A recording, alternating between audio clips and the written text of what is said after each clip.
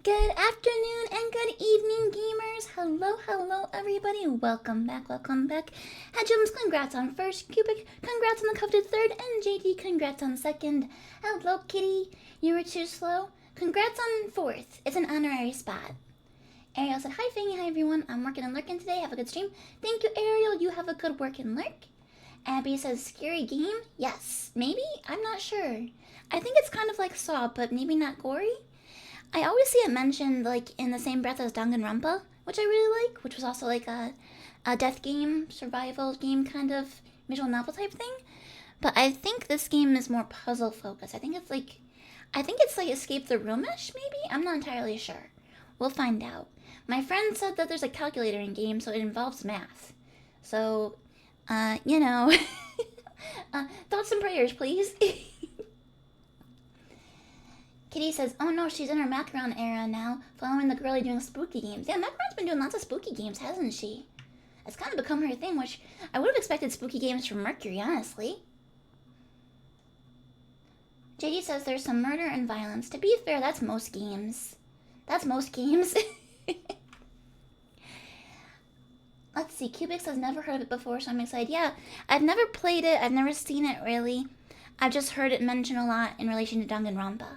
And I know the 999 writer and the Danganronpa writers like work together now at a new company or something. So I feel like I'll probably enjoy it. Hello, Ironbite. Hello. Good afternoon. Ironbite says, did anybody check out the Switch 2 Direct? I did. I watched it live. I was very sad at first because there was no Animal Crossing.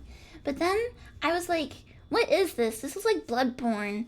Did Bloodborne get ported to the Switch too? That's funny. But then it was a whole new game. And it's a whole From Software exclusive game for the Switch 2, which is wild. I don't know how they managed that. Like, did they bribe Miyazaki? What happened? I don't know. But yeah, I'll definitely be getting that for sure. Ariel says, I think Animal Crossing will be a post-Switch release game. I hope so. I feel like every Nintendo console gets Animal Crossing, so it'd be weird if they didn't, especially considering how big New Horizons was with the Switch. I mean, granted, you know, it did come out like right around the beginning of the pandemic, so it was kind of like fortuitous timing for the game in a way, because we kind of all had to live in Animal Crossing instead of the real world for a bit. JD says, I played through all three of these games. They're great. And I did buy all three games when they were on sale. I bought all of them. So we will play through all of them, at least at some point. But we're starting with the first one. Because we do things in order around here. Abby says, you're so cute. Hello, my queen. I'm a queen. I'm royalty. I'm a queen cryptid. Kitty said, a capybara doing some murder enjoying WoW. No, I'm so sorry, Kitty. I'm so sorry. The capybara, that was an April Fool's Day joke. I pulled one over on you, didn't I? Yeah, you fell for a hook, line, and sinker. You thought for sure I was going to become a capybara streamer. Only for April Fools. Kitty says there was Mario Kart and Party, though, for Mario. I'm not a big Mario person. I'm not. All my friends are. All my friends, like, grew up playing retro Mario games. And I'm just like, platformers. I know Mario Party and Mario Kart are, like, the two Mario spin-offs that I can handle.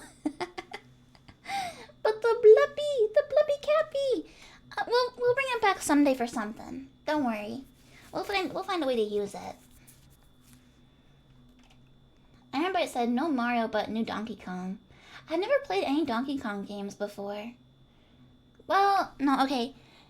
That's not entirely accurate. I've played Diddy Kong Racing. I don't know if you can count it, though. French Toast said make Animal Crossing for Virtual Boy.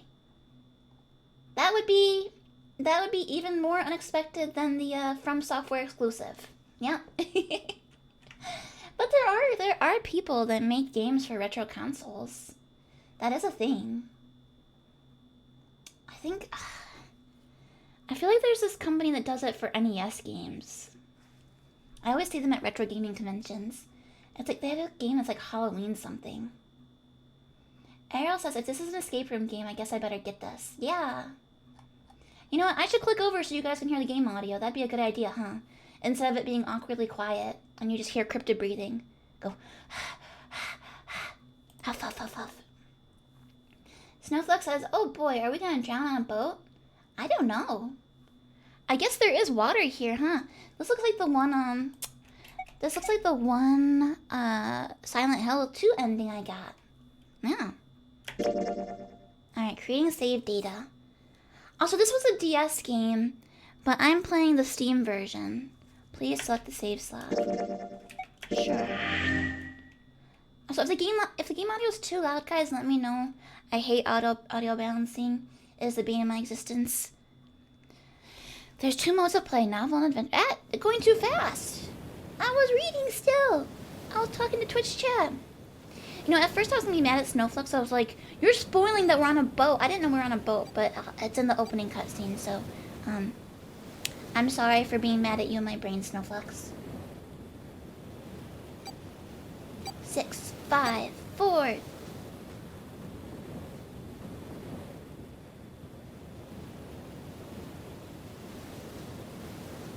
Three, 2, 1, 0. Happy New Year! You kept it PG just for me? Thank you! I appreciate you, Ariel.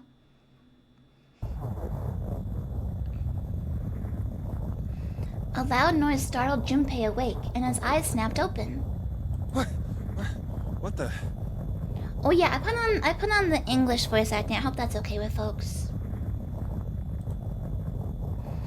As they adjusted to the light, Hey! Go back! I wasn't done reading it! As they adjusted to the light, he realized they didn't recognize his surroundings. Ow! With a crack, Junpei's head connected with something metal. I don't know why it clicked through like that.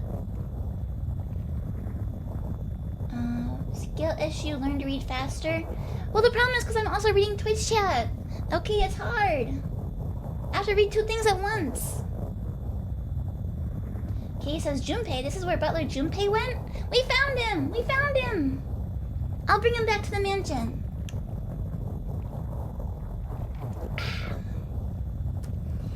JD says, I would have preferred the Japanese voice actor because my favorite voice actor is one of the main characters. Aww.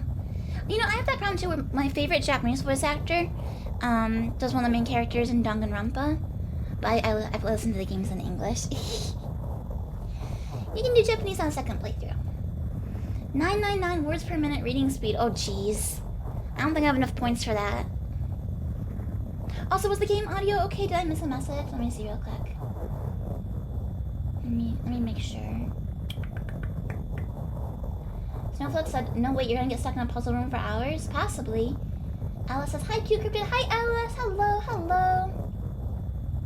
Cubic said, it must have been so much work setting up for your birthday and April Fool's streams. They were both really well put together. Thank you, thank you. I'm glad people seem to enjoy them. I like doing silly stuff.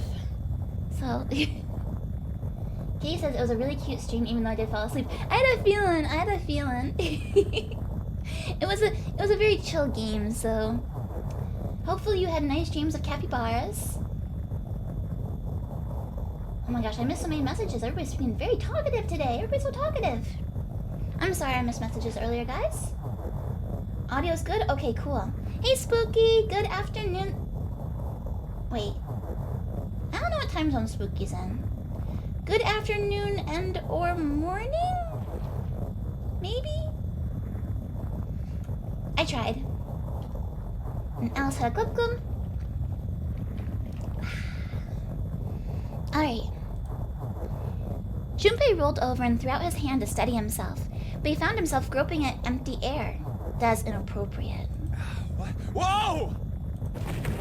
His balance lost, and his still fuzzy mind struggling to understand what was going on, Junpei tumbled down to the cold gray floor. Ouch, oh, we're in the same time zone? Damn it! Oh, jeez Louise! What the hell? Oh! He's yelling. He scared me. Oh, you don't need to apologize, Kitty. Don't worry about it. A bed? I fell pretty far. That really hurt. Damn, my eyesight's kind of blurry. Must have hit my head. Uh-oh, we got a concussion or something. No, wait. That's not it. An earthquake. But it's shaking too fast for that. Yeah, you know, I've never been on like a big boat before. I don't know. If the room didn't look boat-ish, I don't know if I would immediately know that I was on a boat. Anyway.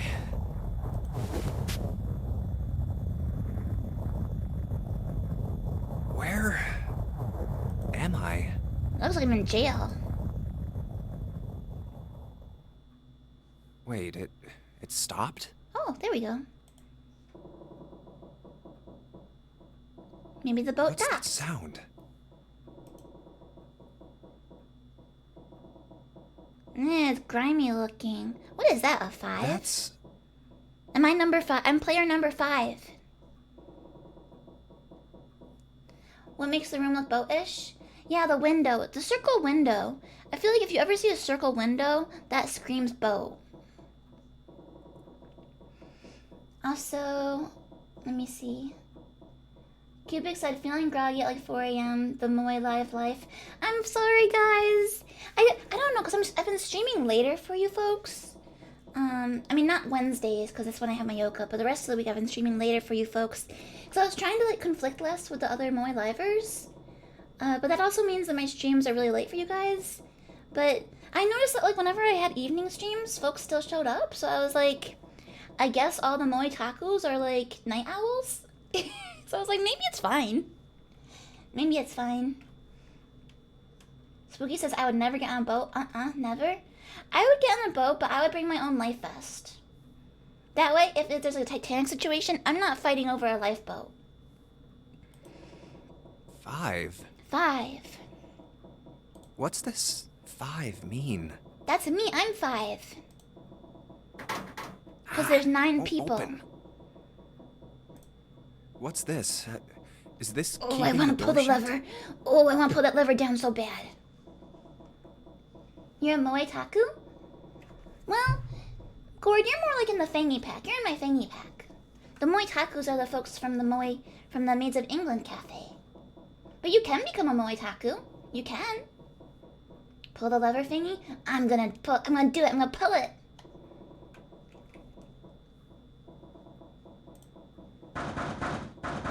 Oh. Hey! Hello?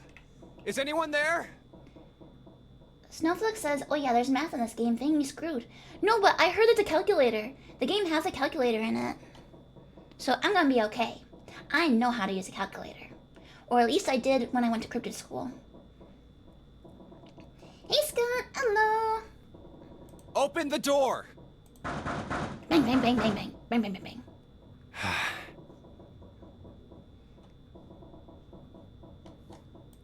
Huh? Huh? What the hell is this? A watch? It doesn't look like one. It's got my number on it. Oh, this is gonna be like Battle Royale. In Battle Royale, you have collars that explode. In this game, we're gonna have watches that explode. 5. 5. That's the same as the door. Yeah. What? How do I take this off? Oh, they soldered it on. Maybe pushing something on this will work? Nothing. Damn. Guess I'll have to force it off. I can break this Good. watch. This stupid thing won't come off. What the hell is the deal with this thing? Where am I? And why the hell am I here? Why? The extreme version of pinning mittens to your jacket. I remember that when I was a little kid. What the hell happened to me? And what does 5 mean? Oh, My head. yeah, flashback. Huh. You break it, you buy it. That's when we find out it's a Rolex. We're gonna be in debt forever. This is... Hold on. Am I on a ship? See, because of the circle. Although I think that's a mirror. Maybe. I can't see anything. Oh no, okay, it is a window. I'm telling you, circle windows, boats. If only it wasn't so dark outside. Huh? Oh! Huh? What the... Oh, you gotta be kidding me. What the hell is going on here? I'm gonna crawl through. That's the outside? That's the water? What the hell? God damn it! I thought that was the hallway. Oh, I don't like this. I don't like this. Hey! Anyone! Is anyone there? This is a little too high stakes. I've never actually done an escape room before. Let me out. Come on, if you're there, say something. It's not stopping. Not good. Not good at all. Jam it. I need to find a way out, and fast. Clog it. Do you think there's actually a time limit? I get stressed out by time limits. I hope there's not a real time limit. Seek a way out. Oh, this better not be timed. We're gonna die. Third class cabin. There's a camera? Oh? Huh? Back? Operations during an escape. During an escape, you are restricted to an area. Your goal: search around to uncover how to unlock the door. There are items and hints in the room that will help you escape. Click on a location you find suspicious to search the room. Use Q or E to move. Q or E?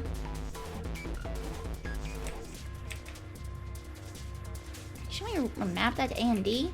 Oh, A and D is the cursor. That's weird. About items. Once you've obtained an item, you'll be able to go to the item screen. Clicking item on the top left will take you to the item screen. Yeah, because we gotta remember this was a DS game, so probably use stylus for a lot of stuff. Note from the bulletin board.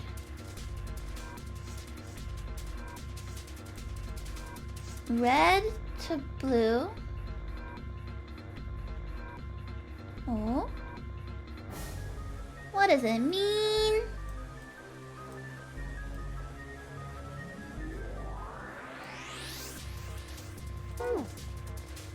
Investigate with an item.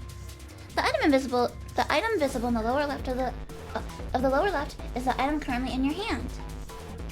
When you close the item screen, the last selected item will be in hand. If you hold an item while investigating the room, you may trigger a reaction. Try switching out items at hand and search different places. Hey Banana, hi. How's the 999s going? Oh, you know, my window broke and now my room is flooding. No big deal. Click the item icon or press V to quickly change between items. A picture frame. Enhance! I mean, I think it's the boat, right? Oh, I don't like rotating in the 3D space! I mean, that looks like a boat to me, maybe. Ah! Bad combo. Nothing on the back. Whew. It doesn't seem like there's anything hidden on the sink. This is the only drain in the room. Alright, we need to get the water into the sink so we can drain it. There's nothing on top of the shelf. A bulletin board. There's nothing on it. There's a towel next to the sink. Oh, that's fine. We just gotta mop up the water. Cute. This is as far as I can tell a pole that's attached to the bed. Cute. Why are my Q and E not working? Map. Back. My Q and E! Is that because I have the item? Do I need to put the item away? Oh, I have to back out there. Oh, I see. Oh, a suitcase! Oh, that was nice. They packed me stuff. No dice. It's locked tight. Let's see if there's anything in the keyhole. 0101. The number on the dial is 0101. I guess I need to put the key in the keyhole before I can enter any numbers on the dial. It's a small keyhole. If I want to open the briefcase, I need to fill it up with a key. Okay, I can't turn it upside down. A teapot! Wow, let's see if there's anything in here. Huh, looks like there is.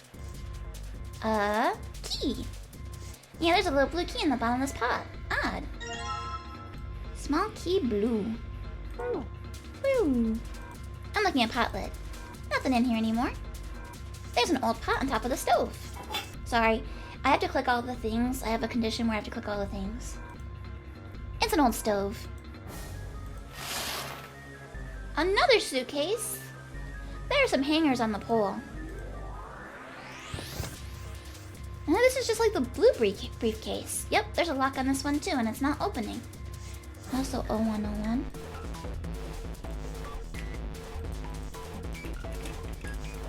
Alright, yeah, this better not be timed. Water just keeps pouring through the window. It's like a waterfall. I don't think shoving something in the window is gonna stop the water. In other words, if I don't want to die, I need to find a way out of this room. I have to figure this out. There's a pair of simple chairs next to the table. The water's already up to the chair. That's a table. Water's pouring onto it like a little waterfall. I don't see anything useful there.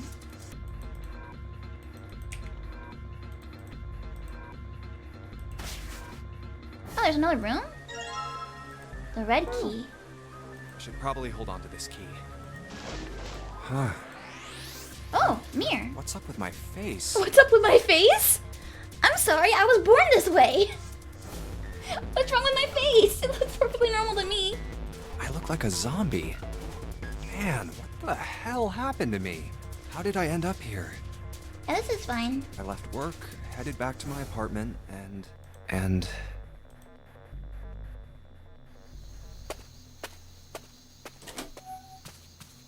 Footsteps. I'm back. Not like anyone will respond.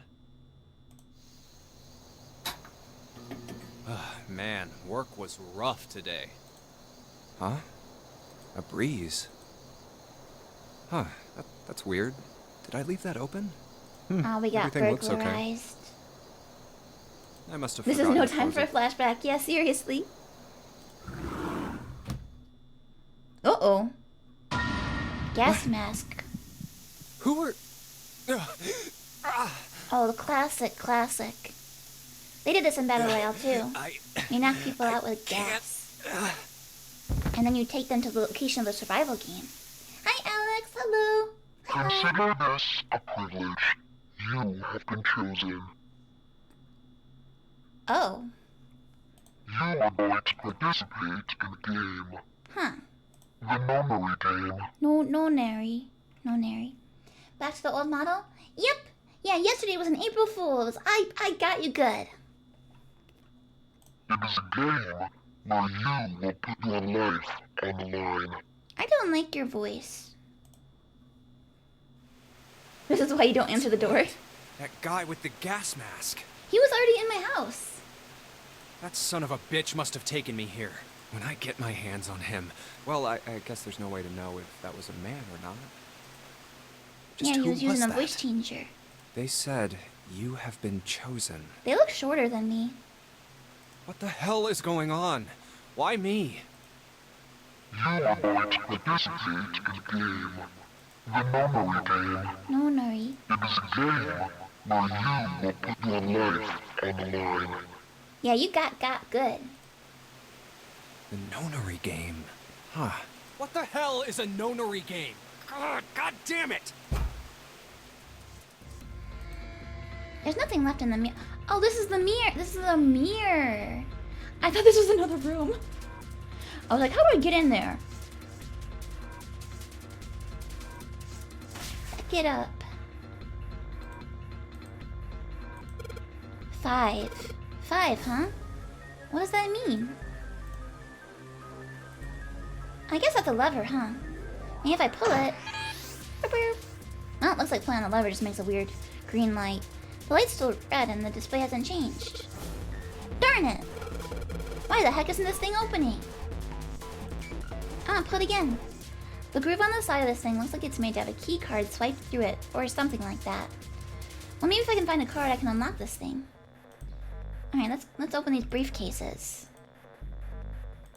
Let me add it. Alright, let's see what happens if I put this blue key in the keyhole. And nothing. I guess I'm gonna need some sort of code for the dial. Minigames. Oh. Just so you know, once you get out of this room, you might want to switch to novel mode. Advanced mode is cutting out some important narration? Really? Oh. So what is the difference between novel mode and advanced mode? Uh-oh. During an escape, your investigation may trigger one of the several minigames. All operations for the minigames are done by clicking on the screen. Some minigames will require you to manipulate something. while others will only require you to apply the right object or click the right thing. Operation instructions. Clicking the dial will cause it to move to the next number. Enter 4 numbers this way and then click the key. If the numbers are correct, it'll unlock. Oh, okay, so since it was for the DS, originally the dialogue was on the top screen and there was narration on the bottom. Oh. Can I change it now? No. We can save though.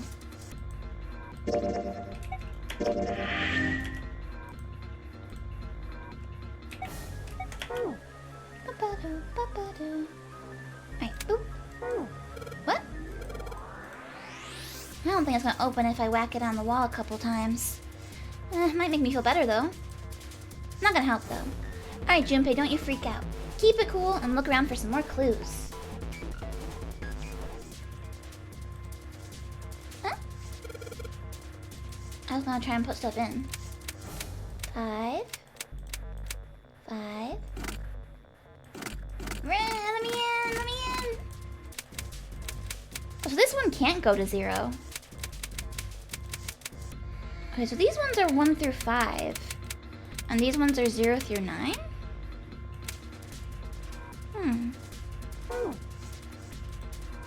I could sit here putting in random numbers all day, but I think it's gonna be faster to just look for clues.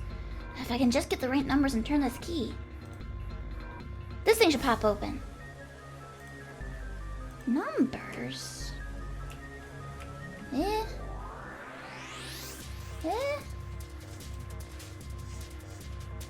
Got 5. Oh, maybe we should look under pillows. Ho ho ho ho! But isn't this the same one? Oh no, this one has a square. No. Filled in blue square. Empty blue triangle. What is it all? Can I combine these? Combine. I don't know how you combine them. Woo. Clues, where's blue when you need her? Sometimes the game switches it up itself, but you can gently switch back. Okay. There's nothing else on this pillow. I can't bring myself to call this a bed. It feels like a board with a sheet on it. It's pretty flat. This doesn't look very comfortable. Well, I can reach this bunk. Might as well look through it. Huh. Darn. Nothing here. I've got it. If I pull off these sheets and shove them into the window, maybe they'll stop the water. Do we have Blue's Clues in the USA? Yeah, we did. I don't know if it still airs anymore. Shoot, this is not gonna happen. There's way too much water coming through there. No way these sheets are gonna be enough to plug up that window. I guess there's only one way I'm gonna live through this. And that's by getting the heck out of this room. After all, there's not really anything else I can do. Well, it looks like we've got a light here, and electricity. Man, this is a pretty poor excuse for a bed. There's barely any space between the bed and the ceiling. I don't think I'd even have enough space to turn over. I'd bet money this was for poorer passengers, or maybe the ship's crew. I've gotta die someday, but I sure as hell don't want it to be here. All I can see from down here is the underside of the top bunk. It's pretty high up there. Alright, so we've looked at all the beds. I can keep looking till the cows come home. All I'm gonna find up here is that pillow. Darn it! Isn't there anything else I can use? We already opened this up. Nothing else there. But can't do anything with the stove. I will burn the paper! Everyone's like, don't burn the paper, Fangy. Is this a little lever down there? This is the door to the stove. Well, it opens easily enough. Sure wish the door to get out of here was that easy to open. Hey! Well, that solves the mystery of whether or not the stove has been used before. What's this? It looks red. Screwdriver. Combine. Open it up. Picture of an old cruise line. Oh! Oh! Oh! What?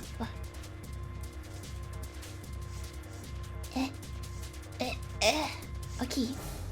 Okay. We got filled in square. Okay, yeah. Filled in square. 0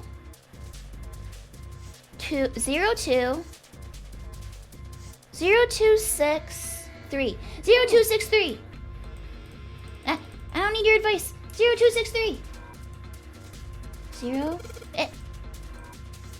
0 2 6 3. Come on, baby. All right, let's see if these numbers work. I'll turn on the key and hey, it looks like it's working. Yes. All right, let's open it up. I'm pretty sure I would have drowned by now. Yippee! A diary? It opened. Looks like there's something in here. What is this? A file? File screen. If you find any documents or notes during an escape, the information contained in them will be available in the file. You gotta go sulk? Bye, Alex! Goodbye. Feel better?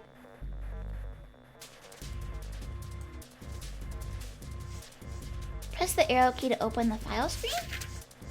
Alright, let's see what's in this file. Digital root. Let's see here.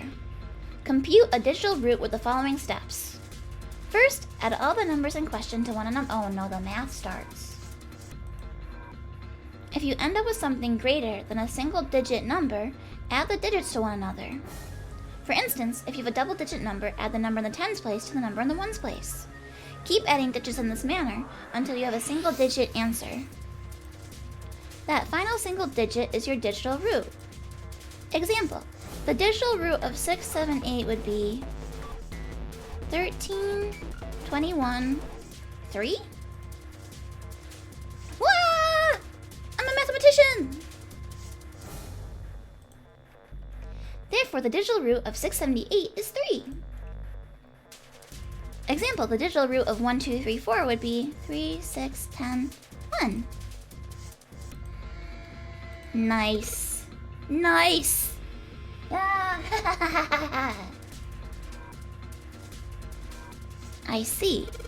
So I just keep adding numbers until I get a single digit number. Oh, looks like there's something on the back of this thing. A notebook, a pen, a calculator, and a stack of key cards. Huh. Stack of blue key cards. Do they all say 6? Or do they all say 9? I think it's supposed to be 6 because the 6 is underlined. But what's on the other ones? Woo. New material's been added to the file screen. Calculator. The calculator can be used to calculate a digital root, which will be important to the progression of the story. But I already know how to do it myself. This is totally a stove. Nothing inside, though.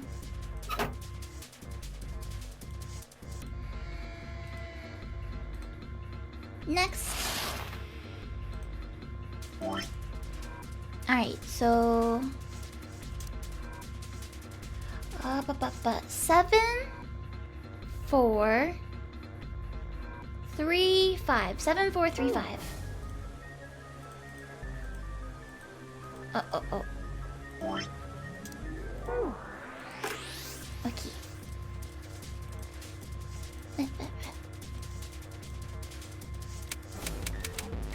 7, 4, 3, 5. Open sesame! What did I do wrong? Uh-oh. Darn it! Okay, I did something wrong. Oh, I did the wrong order, didn't I? I did the wrong order. Alright, so... Wait, no I didn't. 7... 4... Oh, 7, 4, 8, 5. 8, 5. 7, 4, 8, 5. Yes! I unlocked it! It's opening! A stack of red key cards. Isn't it a 6? Because... So we have to do it in the right order. So this is where it starts. So we got the filled in triangle here, 7. I know, it's kind of small.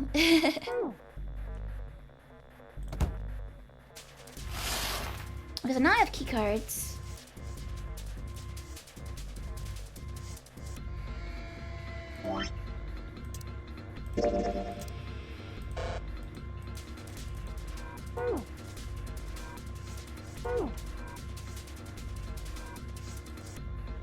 These cards with numbers on them. I'm pretty sure this is where I'm supposed to use them. Alright, let's slide these cards and see if they work. And...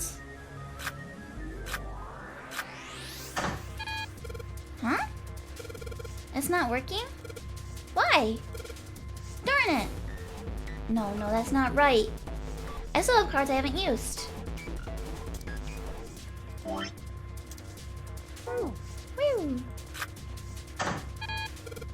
Darn it! Not again! There aren't any more cards in here. I've only got one other hint. Of course! The files! That file says something about a digital root. A digital root. The digital root, huh? But what am I supposed to do with... Oh, there's a 5 on the door. Do I have to get a digital root of 5? I'm not really sure about this. Whatever, it's worth a shot. Let's see if this works. I'll just slide the cards in that give me the digital root of 5 through the reader. Operating instructions. Click 3 cards to select them. The digital root of the selected cards will be displayed. Clicking reset blah blah blah. Okay. Click on the device after you select the cards. Okay, so we want to get to 5.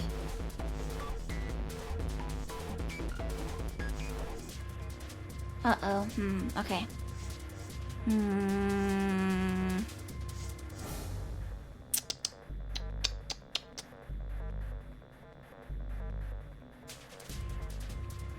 I don't know how to work it backwards. Other than just like trial and error. Wait a minute. So that'd be 13. Right? No, wait. We want 14, so if I do that, 5. There we go. I didn't forget how to add. I didn't forget. Look, I did it. I just did it. I just got it first try. I got it first try. Oop. Alright, I think this is gonna work. There we go. That's a new noise. New noises are good. Huh, did it just unlock? Well, that light was red and now it's blue. No doubt about it.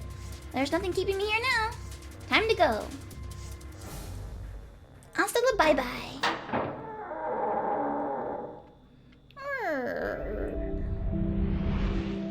You found it. Whoa! Ow! Novel mode time. Up here. Huh? Like this? Is this what I'm supposed to do? Novel screen. Advanced screen. Oh, am I already in it?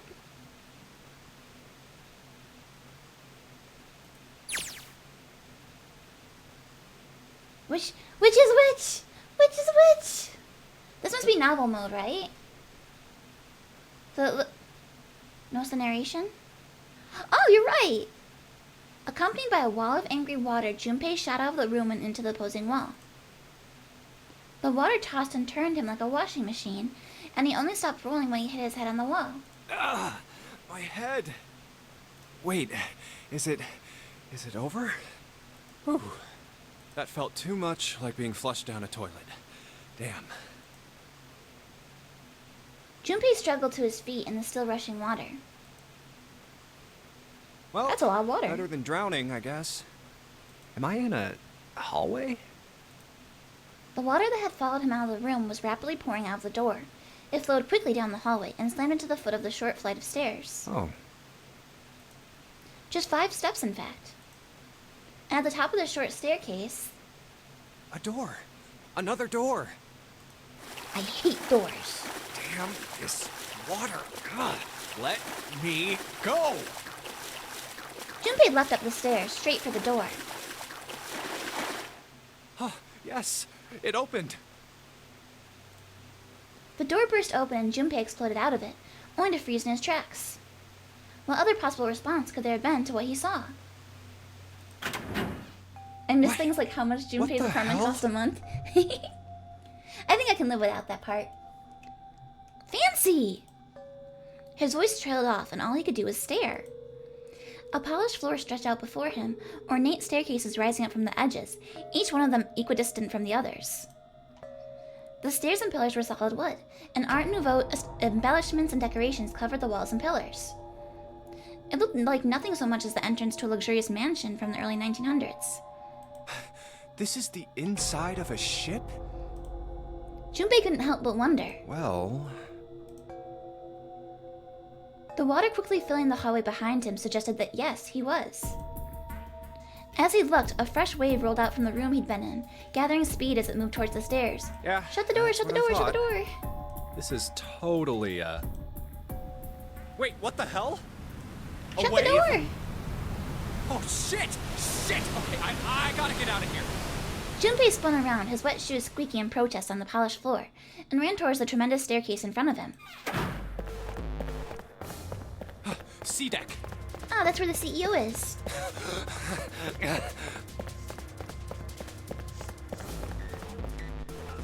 B-deck! Hurry! Hurry! As he ran, he glanced quickly at the plates mounted on the wall, denoting the decks of the ship. A-deck's next! 4. He took the stairs 2 at a time, not entirely sure where he would find himself. So does this ship have 9 floors then? Just as he began to wonder where in fact the stairs did lead. What? Junpei saw another person out of the corner of his eye. People! He stopped short, nearly tripping over the next stair, and looked. It wasn't just one person that he'd seen. On the landing to the left of the stairs, there were 4 people staring at him. And on the right side, 3 more. A lot of people. So we're missing one?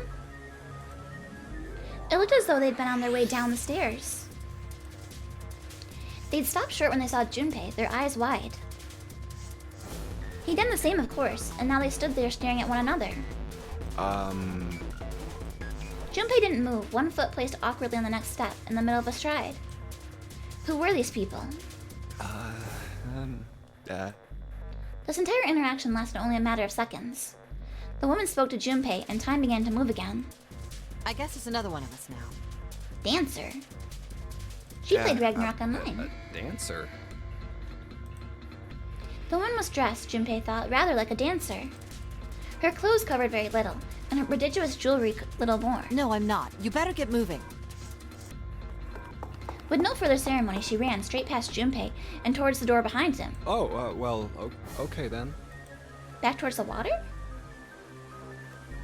The sudden proximity of a woman with such striking assets left Junpei momentarily stunned. But the others wasted no time and quickly followed the strange woman. Silver hair? Huh? Silver the Hedgehog. The first to pass Junpei was a young man with silver hair. He threw a quick glance in Junpei's direction as he ran, muttering. One of us, huh? What? Nothing. We're in the Watch Club. Following him was an older man, his face calm and without fear. Soft wrinkles sprouted from his eyes, and he came close enough as he passed for Junpei to see wisps of gray in his hair. His composure and shock of hair struck Junpei as rather like that of an elderly lion. Going up won't do you any good. There are 2 doors, but neither of them will open. Wait, hold on. The doors won't open? The next to speak to Junpei was a girl with pink hair and a high voice. Come on! Aren't you coming? You gotta hurry! Her voice is really familiar. I've definitely heard her in something before. Her small hand was wrapped around the wrist of another man. His eyes were closed, almost as if he were sleeping. His features were graceful, almost serene. And he was dressed rather elegantly for someone his age. Wendy Lee? What else has she done?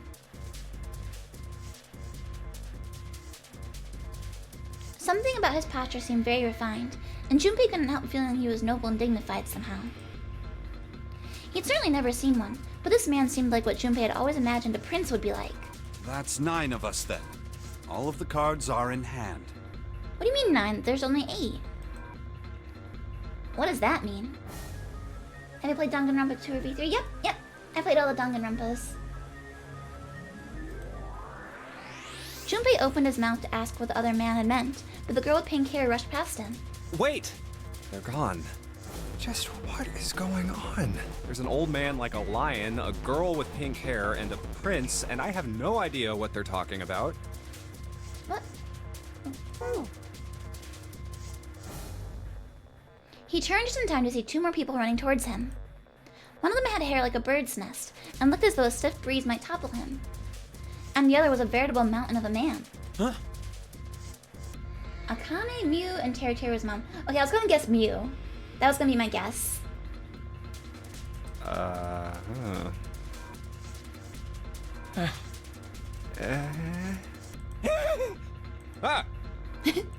We're just making noises at each other.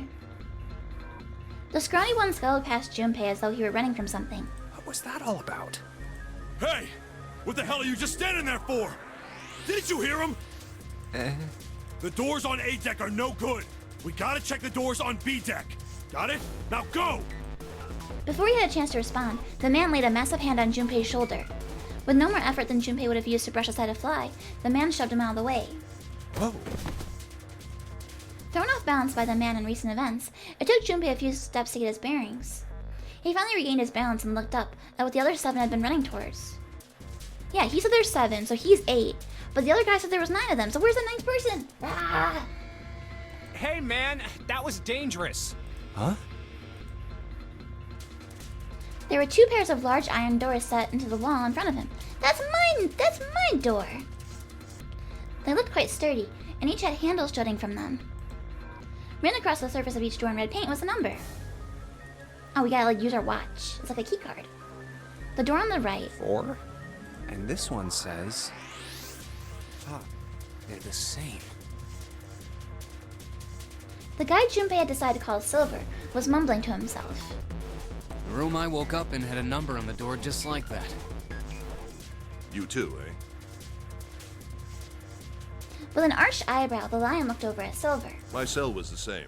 A number upon the door. I opened it, ran down the hallway outside, and found myself in a rather grand room full of stairs, as I suspected the rest of you. It was as though the floodgates had been opened. They all began to talk at once. Me too. Same for me. There was a door with a number on it. It soon became clear that each of them had awoken in a room with a locked door and solved a puzzle to escape. They'd all ended up in the same room. Almost as though they'd been guided there. Yes, we all saw the same thing. That's not important. We need to hurry. You think I don't know that lady? Before the dancer had time to finish, Silver was already running. Open! Damn it! How are these people so dumb? You obviously need to watch it. Oh my gosh. He grabbed hold of the door labeled 5 and pulled. However... Fuck, it's not opening. This damn thing won't even budge. Why wouldn't you say, hey, who's number 5? Out of my way! The mountain grabbed Silver's shoulder and tossed him aside. His path cleared, he took a few steps back and then threw himself out the door. Rah! Once, twice, thrice, 4 times. JD says, I gotta go take care of family things. We might pop back in later. Okay, bye, JD. Thanks for dropping by. The door shook as his body slammed into it, but showed no signs of breaking or opening. The mountain threw himself at the door again. A body slam from a guy that big didn't even budge it. There must be some other way. Junpei turned towards door 4.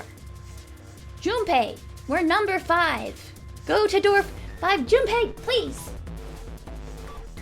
Next to the door on the wall was a small box. It almost looks like a little radar thing, doesn't it? Next to the door in that room earlier. So that means this door is probably locked too. But still... He had to check. Junpei grabbed a handle and threw all of his weight onto it. This man's killing me. It was locked as tight as the door next to it, as he suspected. Damn it!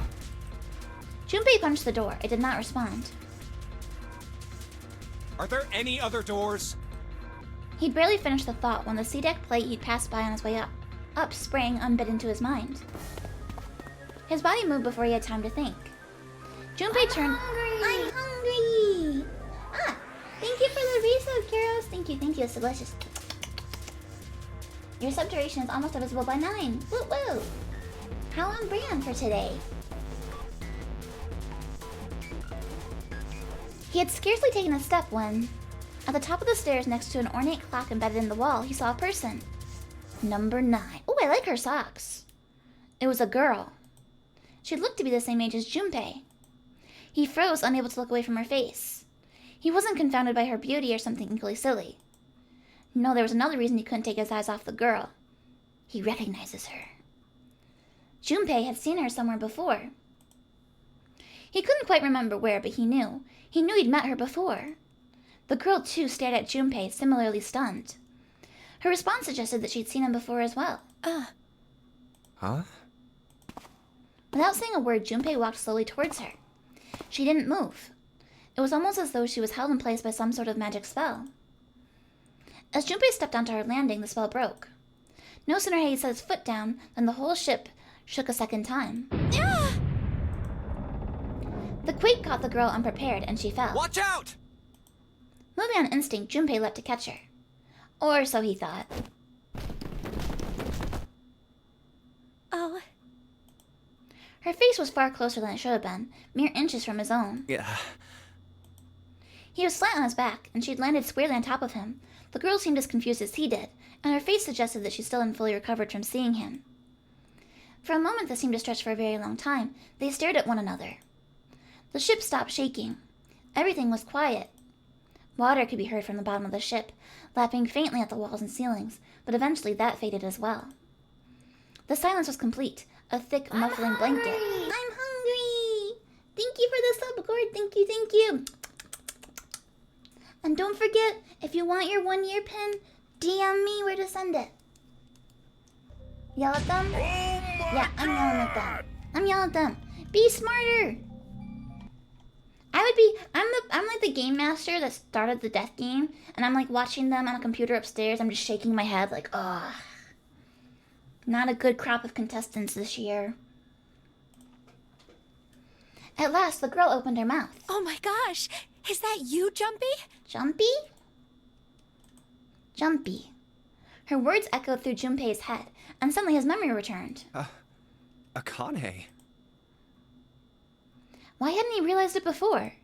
The girl was Akane Kurashiki. She and Junpei had been friends in childhood. They'd gone to elementary school together for 6 years.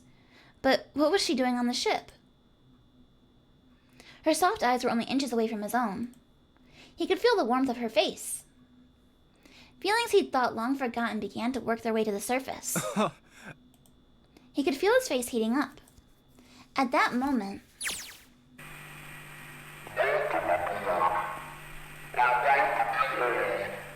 I hate his voice. What?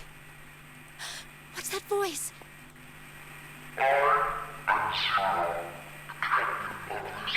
Oh. Switch back? Oh, okay.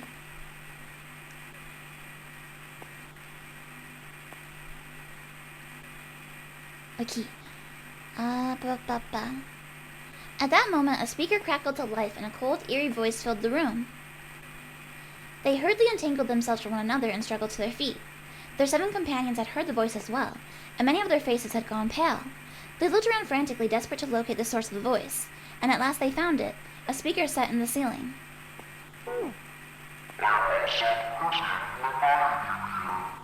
He's not doing a very good job as captain. The voice was harsh, obscured occasionally by the crackle of static. This is... Junpei recognized it. How could he have forgotten it? That guy in the gas mask! Hey, asshole! What the hell is this? Come on out here. I want to get a look at you. What do you mean to do to us?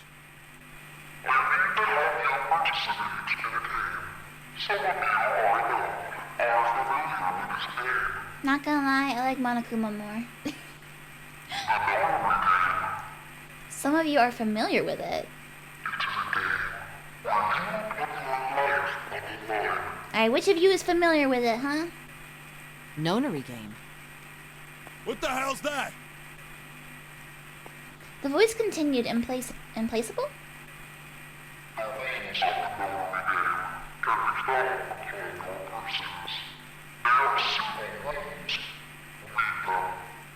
What is he talking about? Hey, there's something in my pocket. Check this out. The game manual. You were 0 last Halloween? Cool. Silver reached into his pocket and pulled out a small slip of paper. The rest of them reached into their own pockets and pulled out similar slips of paper. What if you were a girl and you were wearing a skirt and you didn't have pockets? What would they do then? Junpei followed suit and dug into the pocket of his pants. We will call them the numbered doors. The doors in front of the... Should I be reading this, or is it gonna turn it into text for me? The key to opening these numbered doors are the red bracelets that each of you possess. Should you total the numbers on your numbered bracelets and find the digital root of the number is equal to the number of that door, the door will open. Only those who have opened the door may pass through. Oh boy. Oh boy. There are, however, limits. Only 3 to 5 people can pass through one numbered door. All those who enter must leave, and all who enter must contribute. The purpose of the game is simple. Leave the ship alive. It's hidden, but an exit can be found. Seek a way out. Seek a door that carries a 9.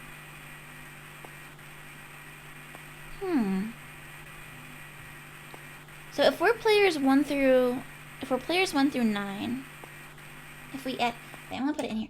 1 plus 2 plus 3 plus 4 plus 5 plus 6 plus 7 plus 8 plus 9. Okay, so what would that be? 6, 10, 15, 21, 28, 36, 45, and then you add 4 and 5 to get 9. Okay, so if we add everything together, it's 9. Okay, and that would free everybody. You're doing math, stop, you'll hurt yourself. Hey, I got one too. Then it would seem Zero has seen fit to grace us each with a letter. Would you mind terribly reading it to us, young man? His request had been delivered to Junpei, who, after a short moment of surprise, did as he'd been asked. On this ship, you will find a handful of doors emblazoned with numbers. We will call them the numbered doors. The doors in front of you are a pair of the same. The key to opening these numbered doors are the numbered bracelets that each of you possess. Should you total the numbers on your numbered bracelets... Now I'm wondering if there's multiple solutions. ...and find that the digital root of that number is equal to the number of that door, the door will open. Only those who have opened the door may pass through. There are, however, limits. So since I'm 5, I could go through here on my own. Or players 1 and 4 could go through there. Only 3 to 5 people can pass through Oh, one it has to be at numbered least door. 3. At least 3.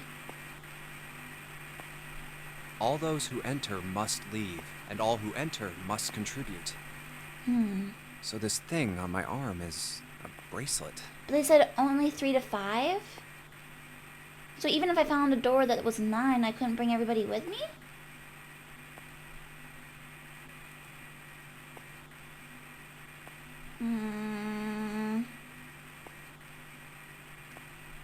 He glanced around. It looked like everyone else had one as well, and had come to much the same conclusion. The purpose of the game is simple. Leave this ship alive. It is hidden, but an exit can be found. Seek a way out. Seek a door that carries a 9. So if the 9 door, you need the digital root to be 9. And you can only bring 5 people. So what numbers would we add together? What 5 numbers could we add together to get 9?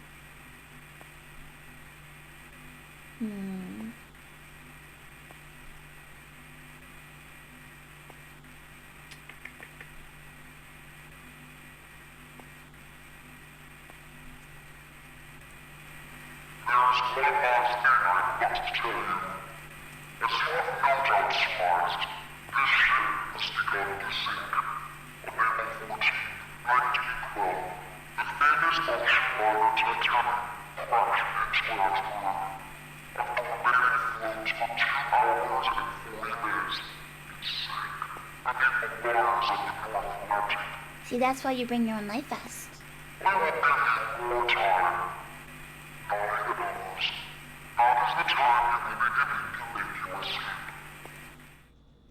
The voice finished and the speaker went silent.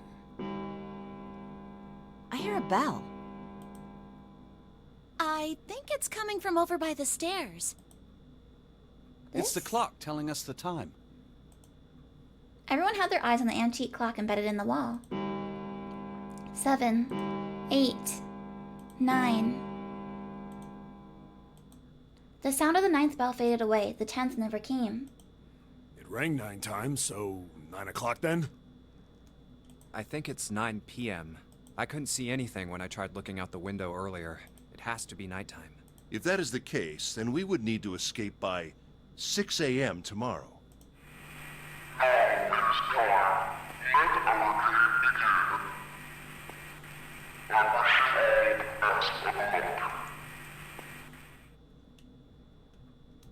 The speaker went silent and did not speak again.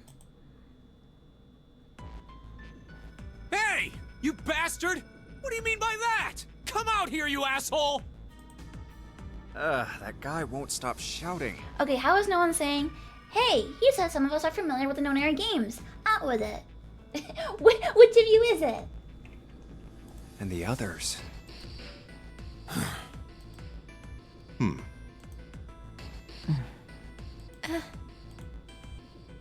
Whew. Junpei too was consumed by his thoughts. I have way too many questions. It's so weird, like the reverb when he's like thinking to himself. Who is Zero? What's the nonary game? What's it for? Is he some nutjob just doing this to mess with us, or does he have some other purpose? And why pick me to be part of this insane game? And the others? Why are these 8 people here? And the most confusing of them all. Why is Akane here? I haven't seen her since elementary school. Why her? Why now? Coincidence? No. There's no way. There has to be a reason. I don't know what exactly, but there has to be. Very well. The lion's voice seemed oddly loud in the silence. Standing around here won't do us any good.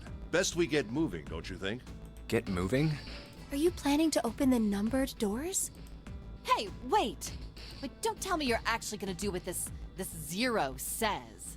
I mean, we don't have a choice, lady. No, that's not what I mean. The lion shook his head, mildly annoyed. I'm saying let's find another way. After all, we haven't really examined this place yet. What? Where have we not looked? Everyone searched A deck already, right? Yeah, we were kind of in a rush though, so we probably missed some things. Why don't we check out the lower floors first? We should see how deep this place goes. I can work with that. Then let's go.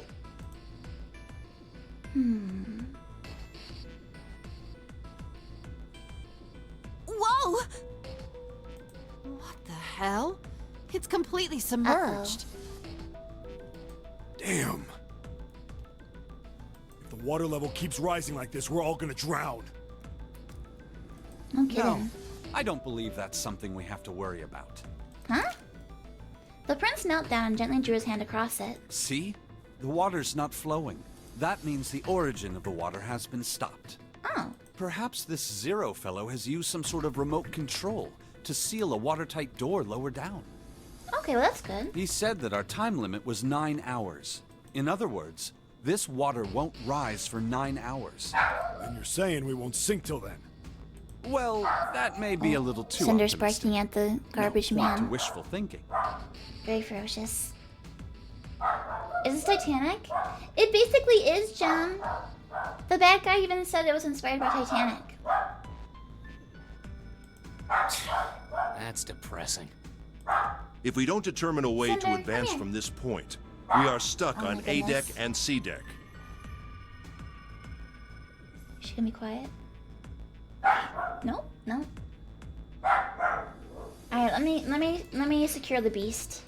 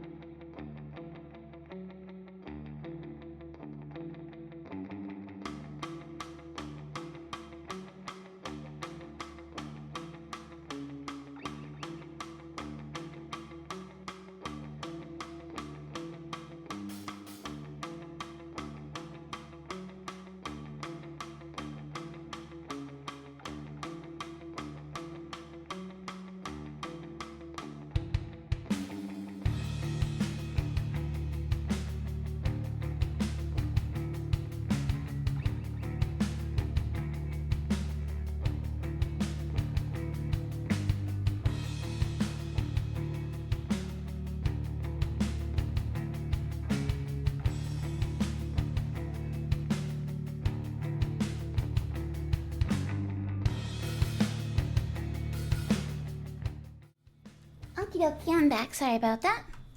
The beast has been quieted. Jem says the stairwell kind of looks like the Titanic. I've never actually seen the Titanic movie, so I don't actually know what the ship looked like. Looks that way.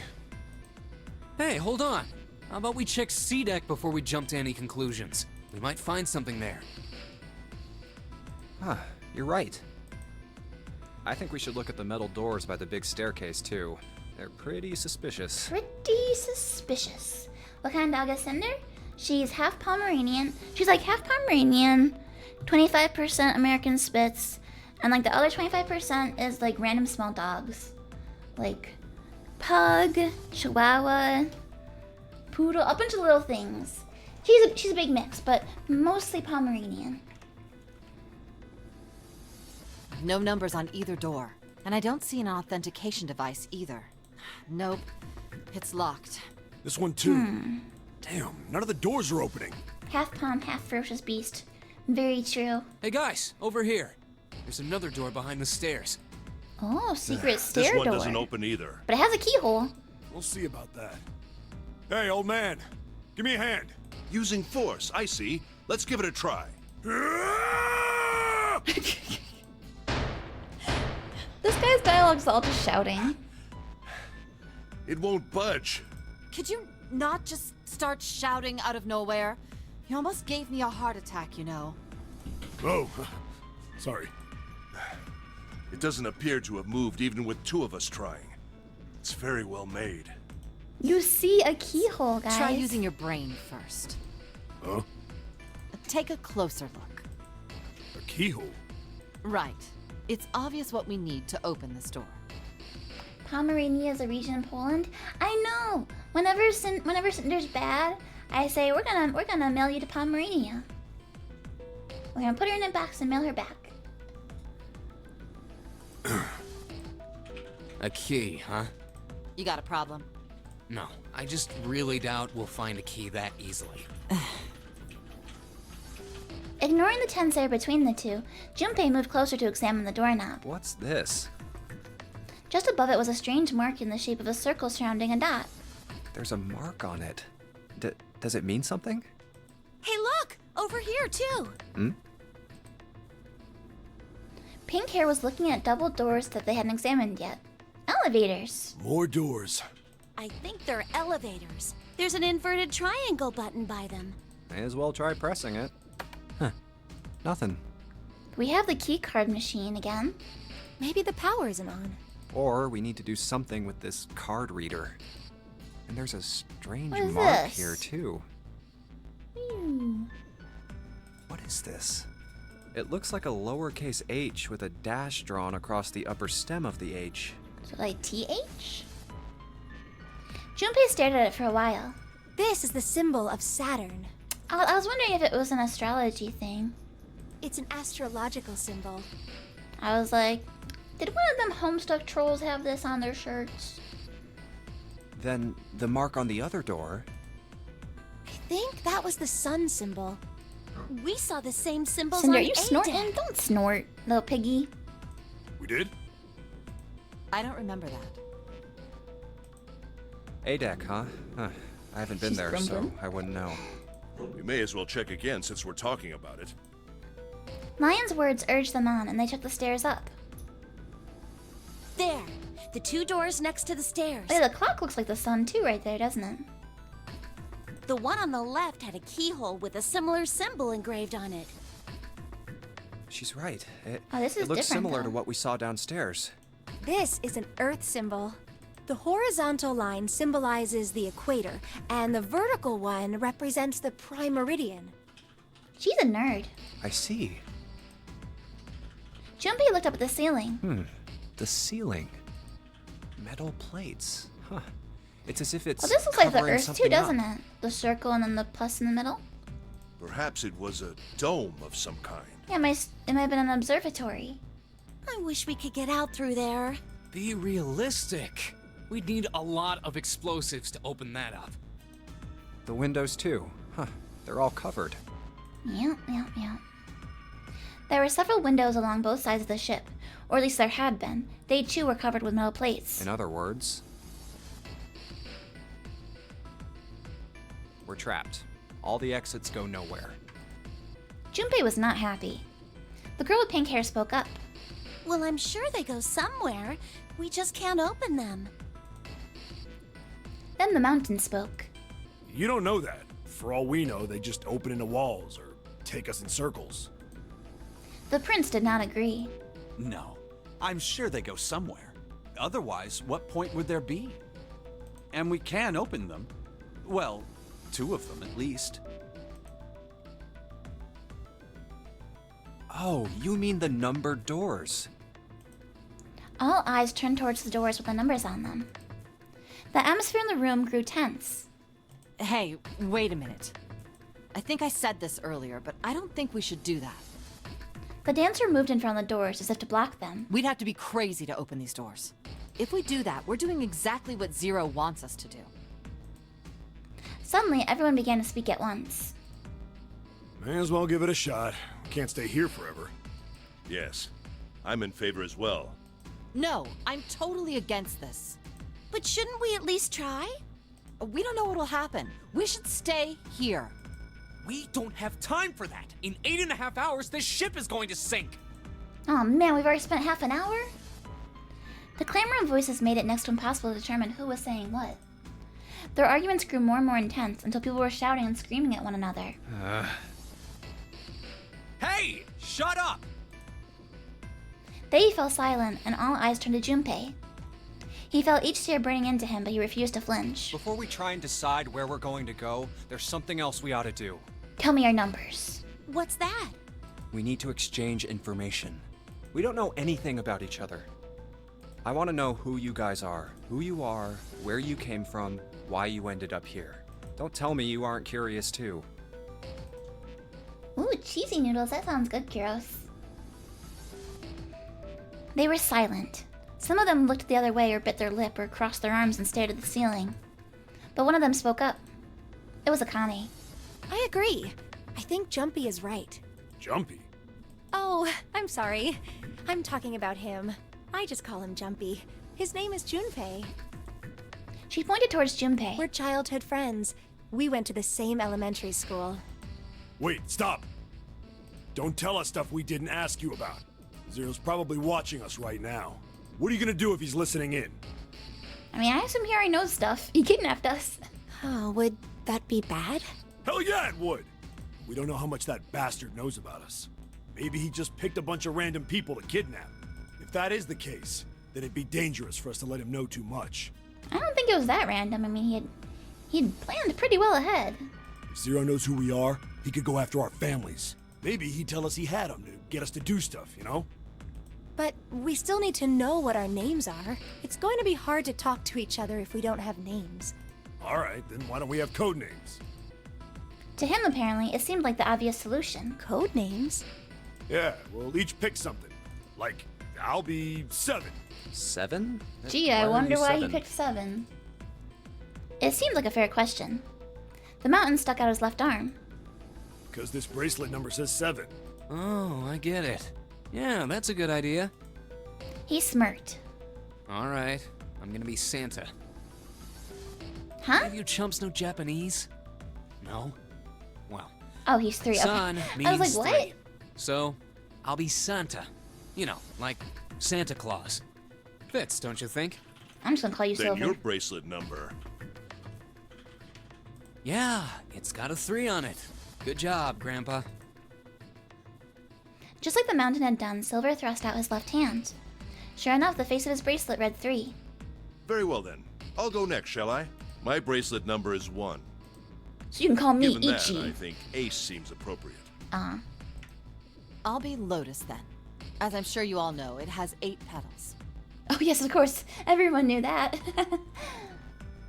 Which means, of course, that my bracelet number is 8.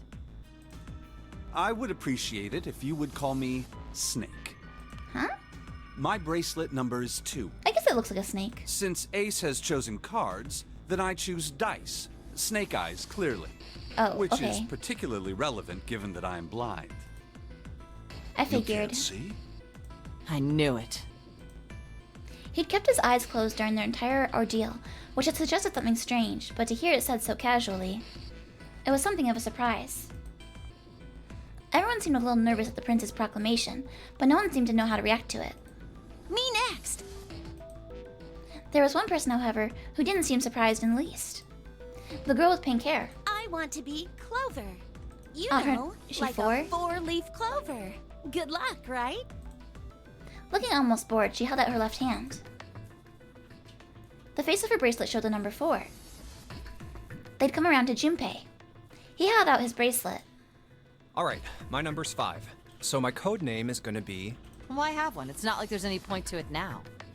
He's like, but I want a cool code name too. The dancer cut him off in mid-sentence. I mean, we all know your name already. You're Junpei. Oh, yeah. They all nodded. Akane stepped forward nervously. Then you should all call me by my name too. Because, I mean, it doesn't seem... It doesn't seem fair to Jumpy. You're thinking it's not cool for you to hide your name after you told us his. Akane fidgeted awkwardly.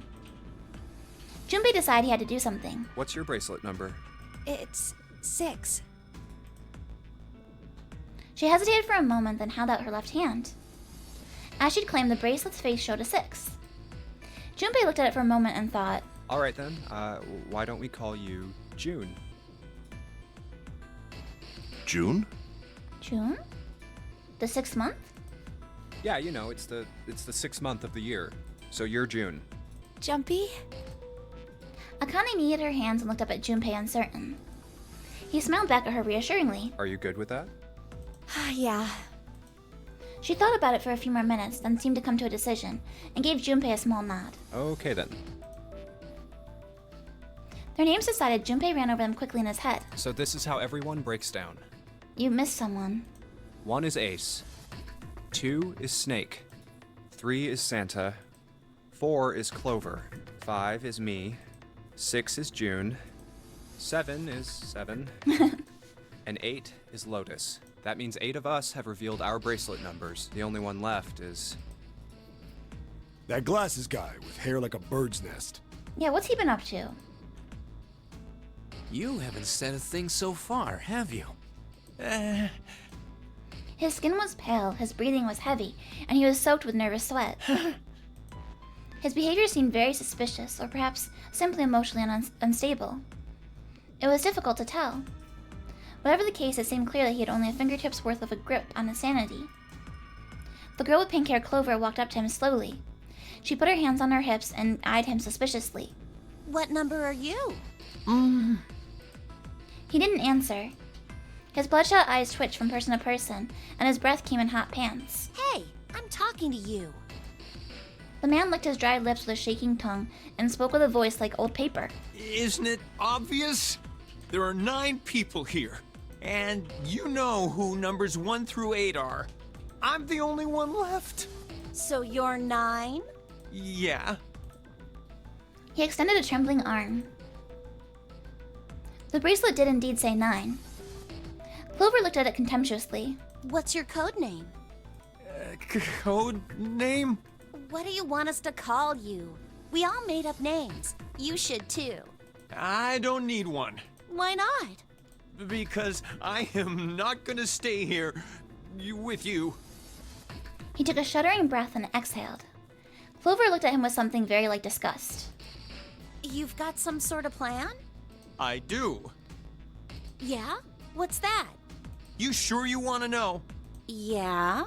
All right, let me show you. I'm gonna do this! What? By the time they realized what he was doing, it was too late to stop him. The man's body moved like a snake's. In the blink of an eye, he had slid around behind her and wrapped his arm around her waist. Hey! What the hell do you think you're doing? Santa, leapt forward, towards Clover and the 9th man.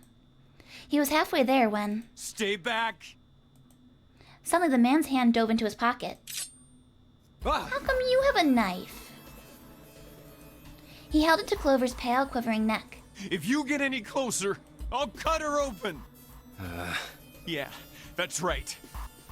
The man's smile was neither friendly nor reassuring. Sweat poured down his neck, soaking the collar of his shirt. So he's 9, she's 4, so that's 13, which means they're number 4.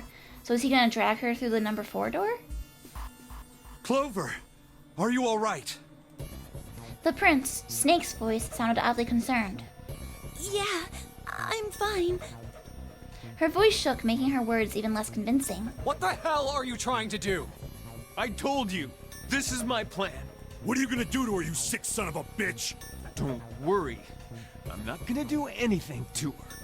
If she just does what I tell her to, I'll let her go. He started to move backwards slowly, keeping his grip on Clover. Slowly. That's right. Just follow me. Keeping their distance, Junpei and the others followed. Eventually the man reached the wall. He gave a start as his back touched it, then glanced around quickly and spoke. Here. Verify. The left. Look on your left. Do you see the device on the wall? Place your hand on the scanner panel, the round part. What if I don't? The man's nostrils flared, and he looked like he was about to choke. Are you an idiot? What do you think? I could slit your throat right now. I'll kill you if I have to. All I need is your bracelet. Just do it. Do it now. He pressed the knife against Clover's neck hard. Okay, I'll do it. Slowly, she stretched her left hand out towards the device. Like this? Her back was to it, and she had to feel around for a moment before she found the circular panel. Ah, good morning, Dahlia. It made a cold electronic noise, and on the display above her hand, an asterisk appeared. So that's how it works. He called that round part of the device the scanner panel. If we put our left hand on it, our bracelet number gets entered into the device. So has he done this before then? It seems like number 9 knows stuff. Should you total the numbers on your numbered bracelets? But you need 3 to 5 people. I don't think he can get through with 2. And find that the digital root of that number is equal to the number of that door, the door will open. This dude sucks. He's not a rules lawyer at all. He doesn't know the rules. Junpei shifted his eyes to the door itself. The number on it was 5. Oh, so they're at door 5. Okay. I thought they were going to door 4. Alright, so 9 and 4 is 13. So they were going to want number 1 as well? Door 5. But why does this guy know so much about how this thing works? It's like he knows exactly what to do. Good. Good. You're done. Next. His bloodshot eyes crept from person to person until finally, they stopped on the lion, Ace. You, right? You're the one with the number 1 bracelet, right? Yes, I am. So? Then you're next. Just verify your number like this little brat did. What are you doing? Do it! Don't you care what happens to her? Okay, just calm down. Ace held up his hands, palms out. The 9th man jerked his chin towards the device. I'm coming over. Slowly, cautiously, Ace moved towards the device. After what seemed like an agonizing eternity, he reached it. Now, verify. All right, this is what you wanted, right? Ace nodded and placed his hand on the scanner panel. The device beeped again, and a second asterisk appeared. Now the device has both Clover and Ace's numbers, 4 and 1. 4 plus 1 is 5. It's the same as the number written on the door, but it won't open yet. Only 3 to 5 people can pass through one numbered door. One more person. If what Zero said is true, he needs one more person. Who? Who does he need? Himself, you dummy? Get back. His voice shook, but the knife he held to Clover's throat made his words a command. Ace took 2, then 3 steps back. No! Farther! More than that! Go all the way back! Okay. Slowly, Ace did what he was told. The 9th man's lips curled into a cruel, twisted smile. Wait, don't tell me. That was when Junpei understood his plan. Clover's 4 and Ace's 1. Added to the 9th man's 9. 4 plus 1 plus 9 is 14, and the digital root of 1 14, plus 2 plus 2 1 plus plus 1. 4 is 5. In other words, Is this digital root thing a real concept? What is it normally used for? Thank God you were all so cooperative. Now I can get out of this nightmare. I don't think it's gonna be that easy, buddy. A third asterisk appeared on the screen. He dropped his hand to the lever on the side of the device and pulled.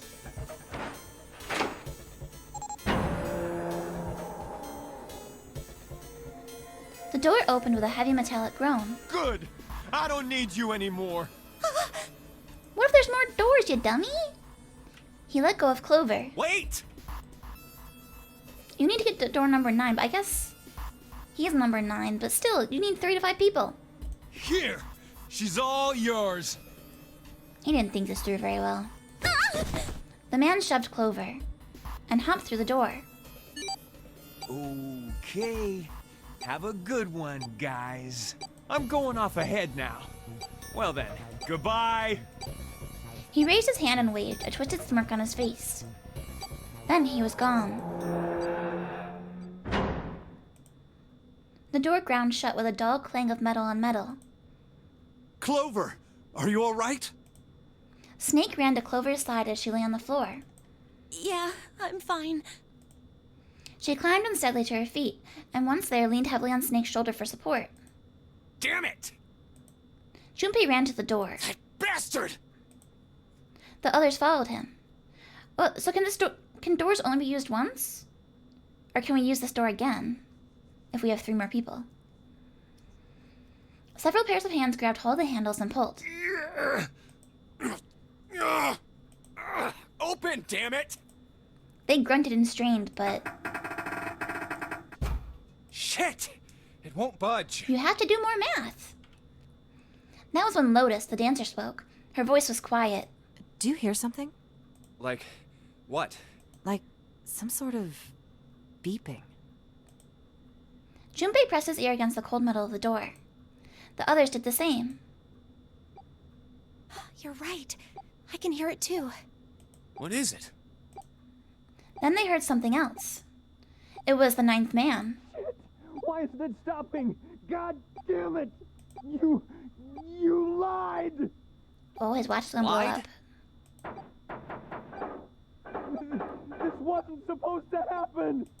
This is wrong! This is wrong! His voice shook with fear. Safe on the outside, they stepped back from the door and looked at one another. What is happening in there? Open the door, please! I'm begging you! Help me! Please get me out of here! Get me out of here! Ah, God damn it! Junpei grabbed hold of the device. Engaged. He slammed his hand on the scanner panel. Nothing happened. Why? So I guess they're Why one won't done. it work? Engaged? Is it because it's occupied? Oh my god, there's no time left! Listen, I was lied to! He lied to me! He put me in here! It was him! He killed me! It was him! Could you be less vague, sir?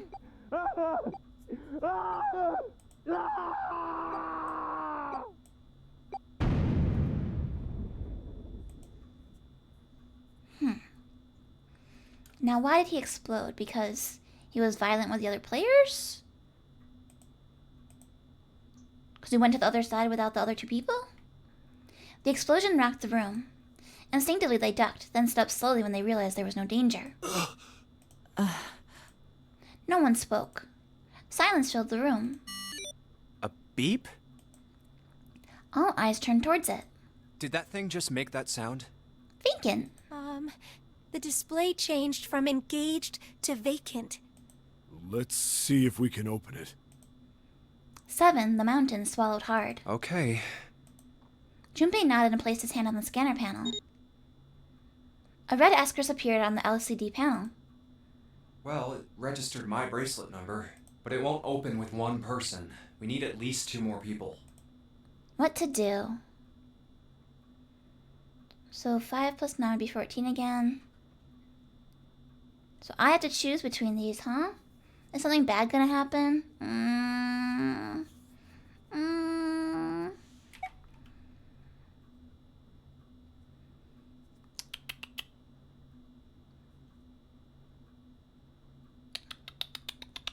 Well, digital roots are used to check the correctness of a calculation, and it can be used in cryptography? Huh.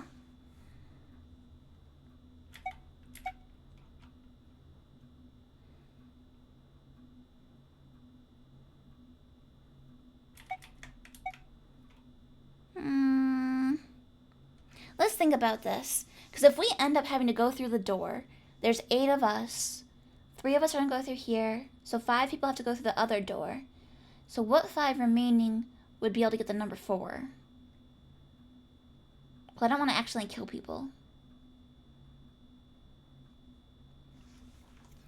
Alright, so if 2, 7, and 5 went through the door, that leaves 1 and 3.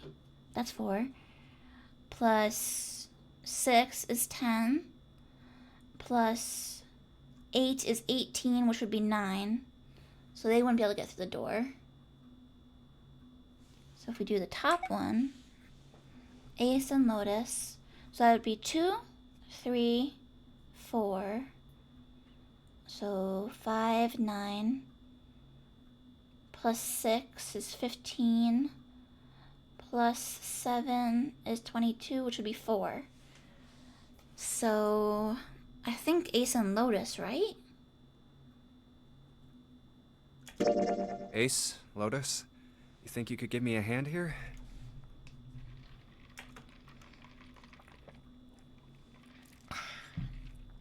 The pun was a little too on the nose, but the mood was still grim. Both Santa and June lifted their hands silently.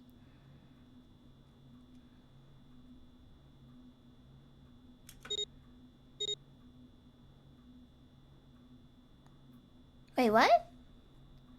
But I asked for Ace and Lotus. Why did Santa and June do it instead? Huh?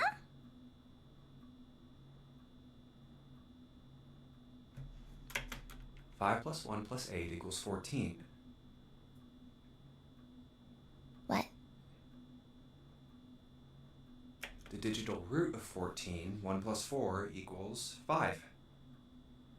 Okay. This should do it.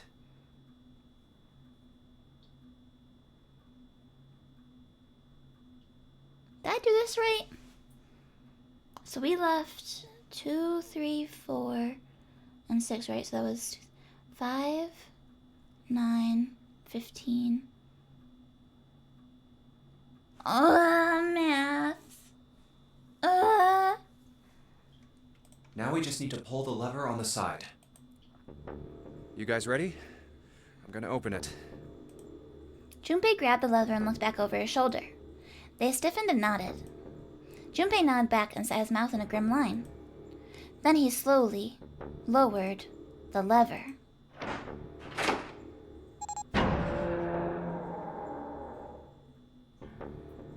There was a metallic groan and the door slid open. So can I still open stuff? Oh, I can. Save flowchart. File calculator. Woo! Woo! Woo! Woo!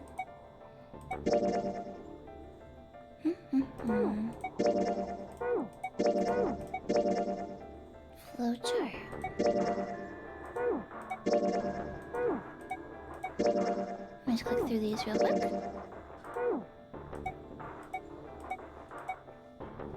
Back. Flowchart. So this is where stuff starts to branch out?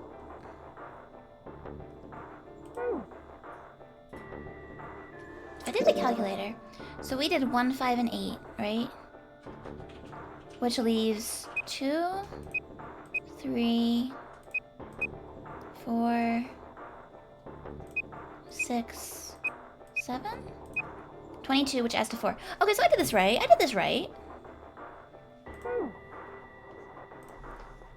think I did this right. There was a metallic groan and the door slid open. A breath of air drifted out of it, carrying a stench that nearly made them gag. Junpei grimaced and put a hand over his mouth. Oh my god. Good God. The question is, why did he explode? Lotus and Ace shuddered. 7 grunted. Whoa, that's pretty bad. Even Santa's voice shook. He blew up. It appeared that Santa was right. The hallway on the other side of the door was splattered with chunks of torn flesh and dark red blood.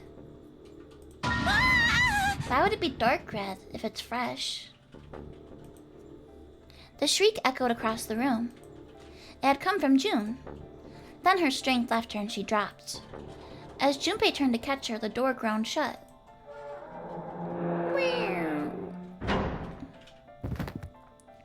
She crumpled to the floor. June, are you okay? Junpei dropped to his knees and put his arm around her shoulders. That was when he noticed. Her whole body was feverish. She was radiating intense heat. What the hell? Where'd this fever come from? June didn't answer. Her face looked like wax, and her whole body began to shake. Alright, okay, let's just rest for a minute, okay? You think you can walk? Is there an infirmary on this boat? She nodded weakly. Junpei lifted June to her feet and guided her to a nearby chair. Here we go. As gently as he could, he set her down in it. How are you feeling? Are you alright? She nodded, and as she did, a single huge tear rolled down the side of her face. Why? Why did this happen? Her voice cracked, broken by misery and grief, and choked by sobs. Why did this happen? Junpei spun around. Do any of you know what the fuck is going on here? Who's Zero? What's this nonary game? Come on! Anybody? Anything? What the hell is going on? What are we doing here? No one spoke. Ace, Snake, Santa, Clover, 7, and Lotus. They simply stood there, 7 pairs of downcast eyes, and 7 grim lines for mouths. June's body shook with silent sobs. They slowed as the minutes ticked by, and eventually they stopped.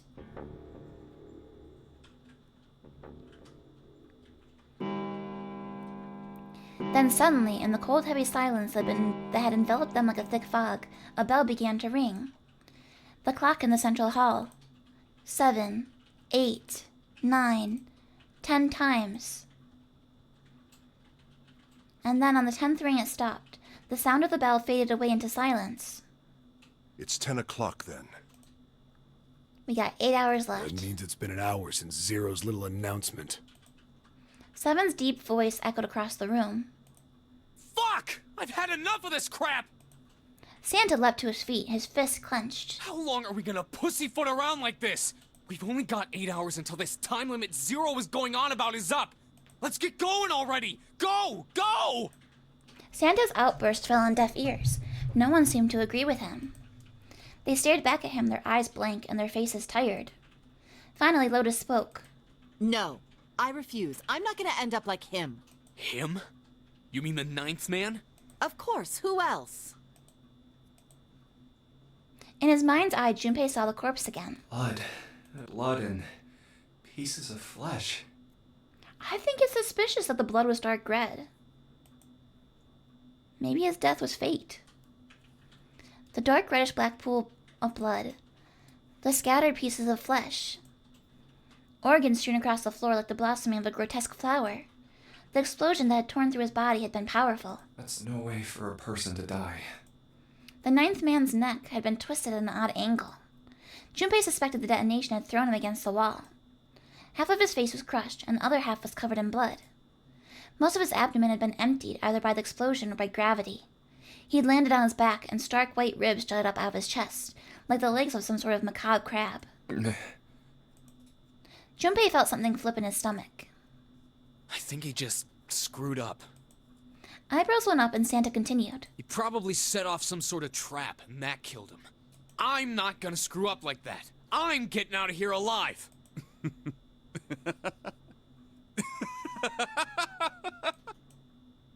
Whatever Snake was laughing at, Santa did not find it particularly humorous. What's so goddamn funny? Oh, My apologies. You were just, so very confident. I couldn't help myself. What the fuck? I think you've mistaken the situation. Huh? The ninth man's death. It had nothing to do with the trap. Or at least, not the sort of trap you imagine it did. Then? He broke one of Zero's rules. That was why he died. Yeah, because you need 3 to 5 people. Quite simple if you think about it. Huh? You still don't... All right. How about you take a moment and think back to what Zero said? Specifically, what did he say about the number of people? He said only 3 to 5 people can pass through one numbered door, right? And after that? You've forgotten the relevant part. What did Zero say? Santa furrowed his brow in thought. Junpei thought back. Zero said that everyone who verified had to go. All those who enter must leave, and all who enter must contribute, right? I think it was something like that. Whatever it was, it means that groups of less than 3 or more than 5 can't go through. That is correct. Which means a maximum of 5 for people you, can survive Junpei. this game. Snake inclined his head towards Junpei. The ninth man, however, broke that rule. I'm gonna He need tried to pass 3 through more a of you guys numbered to door die. by himself. That was why he was executed. And Zero's watching us from somewhere, making sure we don't break any rules. Oh, I'm not so sure of that. Why not? Because this execution system is entirely automatic. You didn't notice? There's no need for him to monitor us. What do you mean? Snake looked at Seven with what could only be described as pity inside. Very well. I see it must be me who tells you. I've waited long enough, I suppose. I had hoped Zero might spare me the trouble, but that seems increasingly unlikely. He couldn't see them, of course, but perhaps Snake sensed the confused eyes upon him. When Ace spoke, he gave words to everyone else's thoughts. Do you know something? Well, I know a great many things, but yes. What is it you know? Here. Snake removed a card from the pocket of his jacket. A card? What does it say? See for yourself. With a flourish, he presented it to Ace, who took a close look at it and spoke. Come on now, what's the point of giving me this? Give me that. Santa snatched the card from Ace, but his expression of disgust quickly turned to one of confusion. Huh? The hell is this? Seven tugged it out of Santa's hands. I see. I want to read the card too! The card went from Seven to Lotus, from Lotus to June, and finally to Junpei.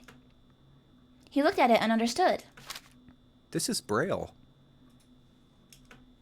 Braille, the written language of the blind. The card was covered with small embossed bumps. Junpei could recognize it, but he certainly couldn't read it. Sorry guys, I can't read this. Here, have it back. Junpei handed the card back to Snake, who nodded at him with a small smirk. Okay, that was fun. What's so important about that card? I found it in my pocket.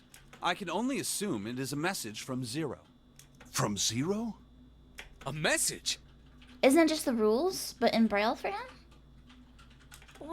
What does it say? Suddenly, everyone was crowding around Snake, desperate to hear what the message said. Santa especially looked as if he were about to grab hold of Snake and shake the answers from him. Snake raised his hand. Calm down now. No need to panic. You don't need to force me. I'll read it. Junpei swallowed hard and waited for him to start. He was not the only one. Presently, Snake began to read, his voice calm. His fingers glided over the tiny bumps as he spoke. Bracelet number 2. Since you are not blessed with sight, I shall bless you, and only you, with information. I shall tell you of the function of the red, of the dead, and of the bracelet. The red is the recognition device. It will verify your number. Beside every numbered door, you will find a red. The dead is the deactivation device. It does exactly what it says. Once you have passed through the numbered door, you must use the dead to stop the detonator in your bracelet. Okay. So you have to do the same number, basically. But perhaps you are wondering, what does this detonator detonate? I am afraid this might be something of a surprise. I have placed a small bomb inside of you. Inside of you? Oh, okay. You are about to meet. You swallowed it while you were unconscious. I have no doubt that by the time you read this note, the bomb will have passed your stomach and found its way to your small intestine. Alright, I'm gonna need some laxatives. In other words, you will be unable to regurgitate it. I suggest you do not try. As I mentioned before, the bracelet on your left hand contains a detonator. Think of it as a remote fuse, or timer, for the bomb in your body. There is only one condition which will cause it to detonate. That condition is that you enter a numbered door. Once you have done so, the timer will activate, no matter who you may be. You will have 81 seconds. If, after that time, the detonator has not been deactivated, it will send a signal to the bomb in your body, instructing it to explode. In order to deactivate the detonator, every person who verified their number at the red must also verify their numbers at the dead. Once all numbers have been verified by the dead, you need only pull the lever at its side, and the countdown will cease. Okay. You could have said this earlier, Snake. Anyone who does not verify their number at the red will find themselves unable to verify their number at the dead. That is to say, if you should pass through a numbered door without first verifying your number at the red, in 81 seconds, you will be dead. You must also keep in mind that the numbered doors will close automatically after 9 seconds have passed. So long as the doors open, the dead will not function. You would do well to remember this. As long as the doors open, the dead will not function. Seems like an odd thing to point out. So, if somehow the door gets jammed open, they can't deactivate their watch? Their bomb?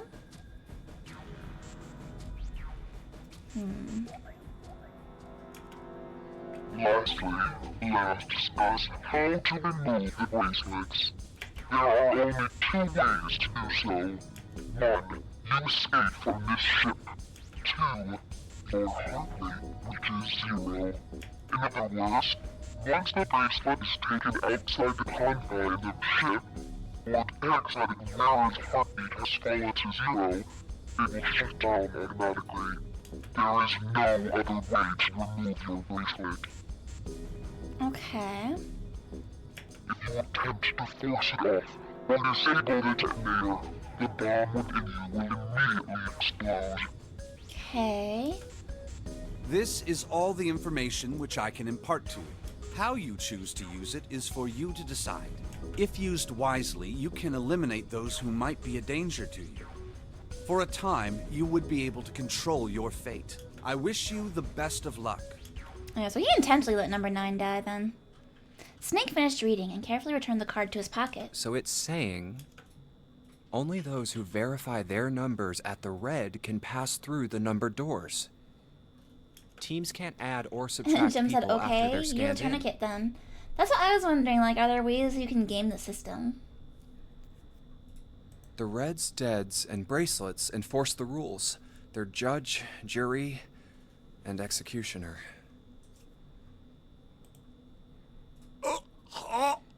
Shit! A fucking bomb! Come out! Come out, damn it! In defiance of Zero's suggestions, both Santa and Seven put fingers down their throats and began to gag. The rest stiffened. Some touched their stomachs, some simply stared at their bracelets.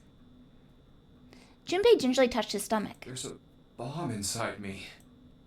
I'm telling ya, laxatives. The thought of it made him queasy. Oh. His stomach felt oddly hollow, and his legs were weak. What made Zero think creating this horror show of a game was a good idea? Junpei looked over at the others. All right. I'm gonna ask one more time.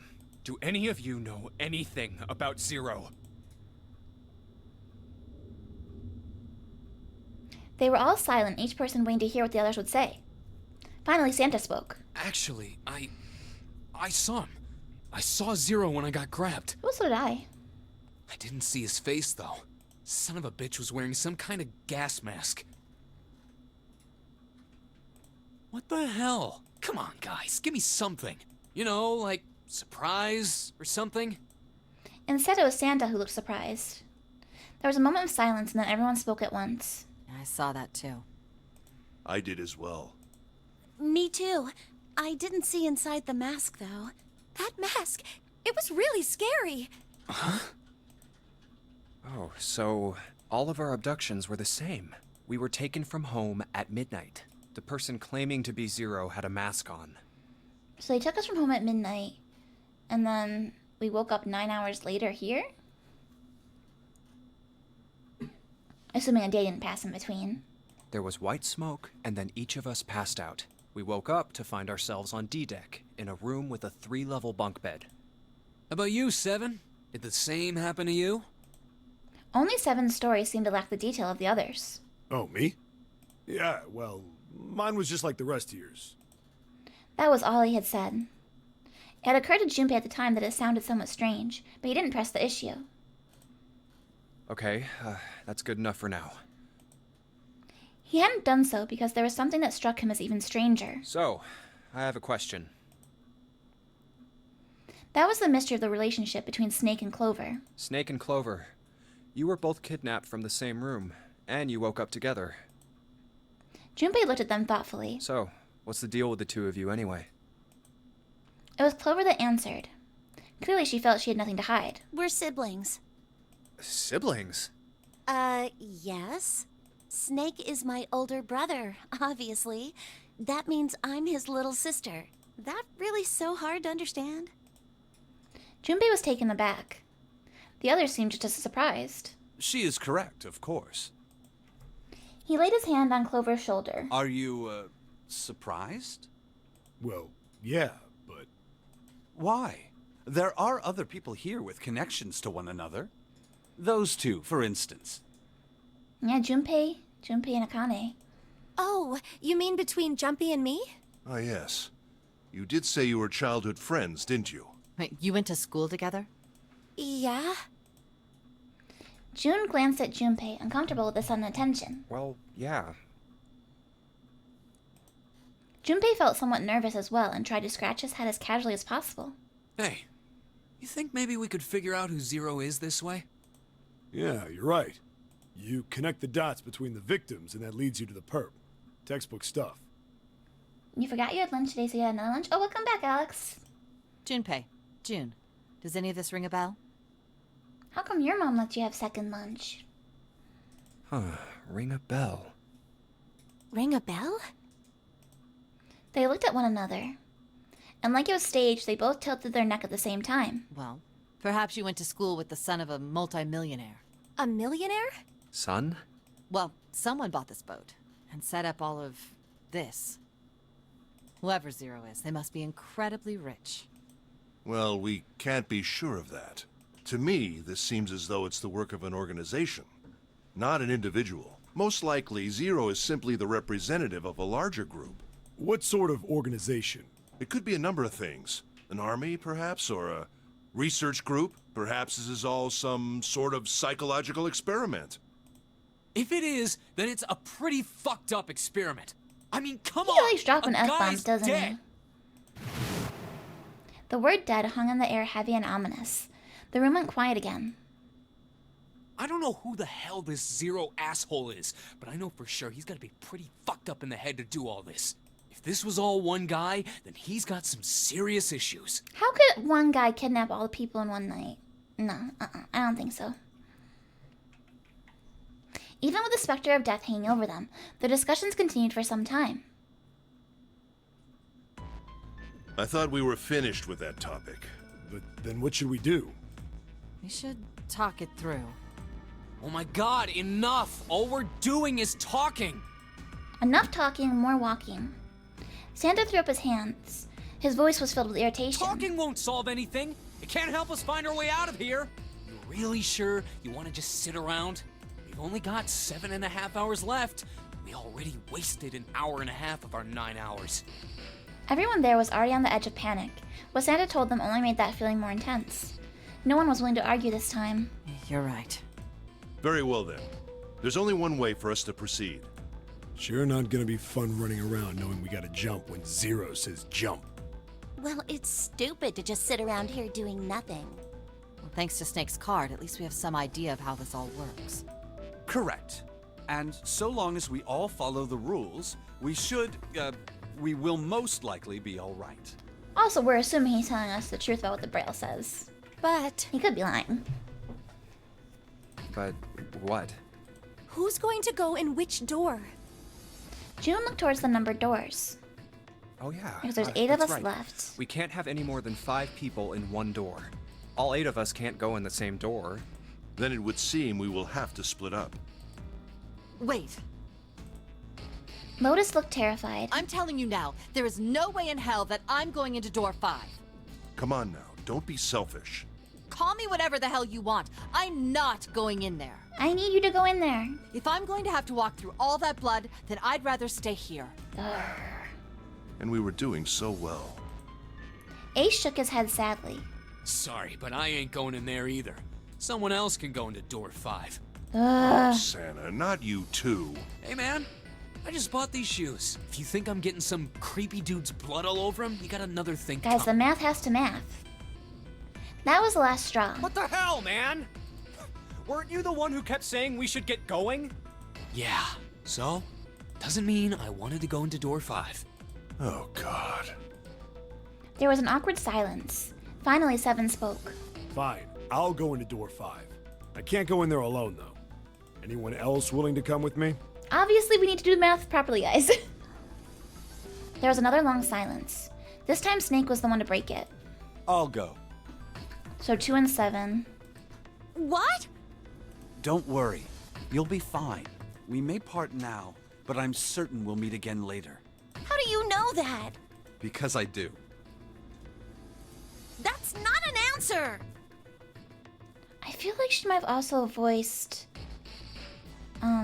the girl in Somnium Files. I can't remember her name now. Aset? Or something like that? Aset, you bet? If you're going, I'm going too. I'm going into door 5. What am I going to do with you? There's nothing you have to do. Ace stepped forward. If I join you, the problem is solved, correct? 7 is 7, and Snake is 2. And if you add Clover's 4 and my 1, the digital route will be 5. 7 plus 2 plus 4 plus 1 is 14. Okay, and who does that leave?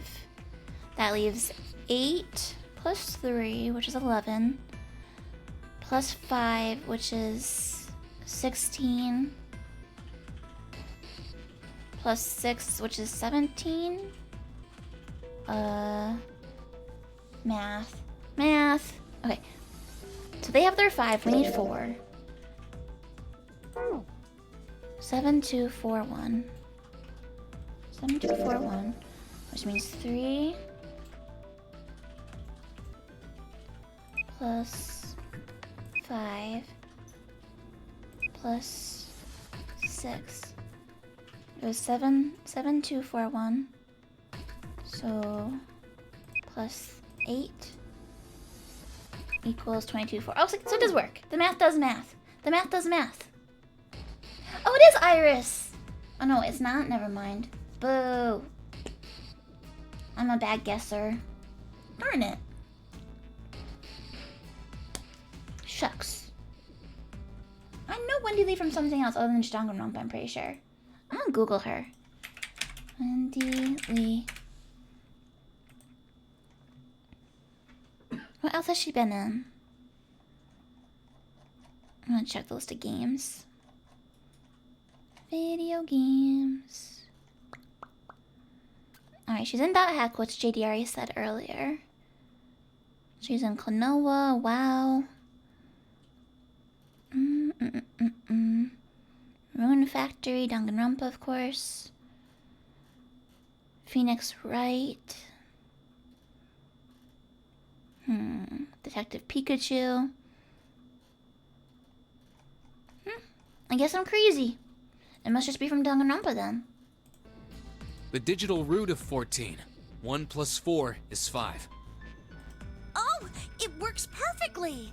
The 4 of us can go into door 5. Wait, what about the other 4? What's their digital root gonna be? Junpei did a quick mental calculation. Lotus, Santa, June, and me. Our bracelet numbers are 8, 3, 6, and 5. 8, 3, 6, 5. What would our digital root be? 4. 8 plus 3 plus 6 plus 5 is 22. So, the It works digital out. root of 22, The math 2 plus maths. 2 equals 4. He repeated what he determined. It's 4. Perfect. Add up our 4 bracelet numbers and the digital root is 4. Then we can go into door 4. Yeah. Huh. And then hopefully we can out meet up well. on the other side. So the team assignments will be like this. 7, Snake, Clover, and Ace. They would go through door 5. Lotus, Santa, June, and me will go through door 4. Okay. Are these really the teams I want? Beyond door 5 is what remains of the 9th man. I never want to see that thing again, but something's telling me that it'd be a good idea to examine the corpse, even just a little closer. Yeah, I think the corpse is suspicious.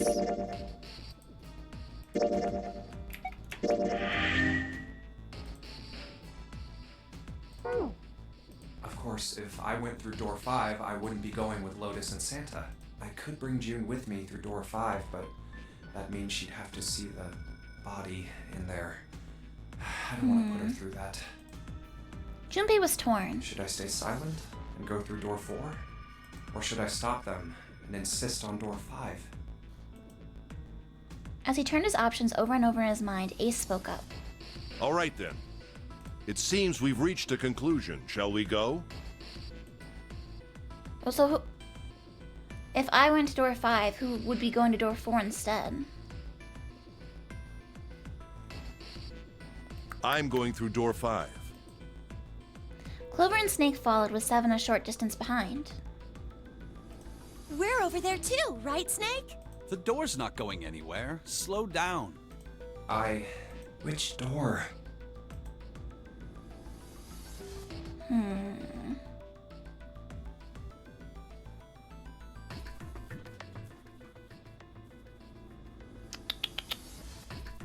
I want to see the body.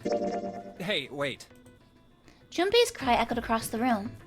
The 4 people walking towards the door stopped and turned back towards him. I want to go through door 5 too.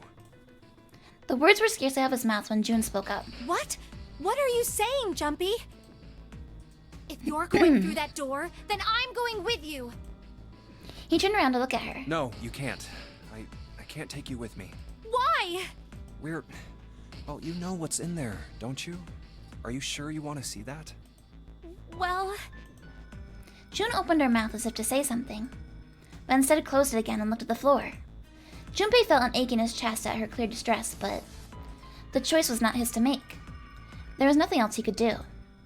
Junpei turned away from June, doing his best to silence his turbulent emotions. Please, let me go into door 5. 7 scratched his head and looked at the young man. Man, now we're right back where we started, you know that? Junpei's bracelet is number 5, right? If we are going to add Junpei, then we must subtract 5 from the rest of us. Snake turned to Ace. Ace, please, take good care of Clover. Oh, all right. That's fine. So Clover and Ace are gonna go to the other side. Don't go away! You need to listen to me, Clover. Go to door 4 with the others. No! Don't be so selfish. I'm surprised he'd be willing to let his sister go to the other door. Snake's tone was harsh. Why? Tears welled up in Clover's eyes. She bit her lip and did her best to fight them off. Snake's expression softened and he put his arms around Clover. He held her close and whispered into her ear. You'll be fine. Just relax. It looked as though he whispered 2 or 3 more words. Whatever they were, Junpei didn't hear them. What did he tell her? He couldn't help but wonder what the other man had said. Snake pulled back from his sister, his eyes kind and inquiring. See, I feel like if I was in a death game with my sister, like, I wouldn't be like, oh yeah, let's split up, if someone suggested it. I'd be like, no, we're sticking together. The fact that he's willing to split up from her suggests that he has some reason to believe that they'll both be safe, which is sus. Okay, I understand. Her voice was barely audible from where Junpei stood.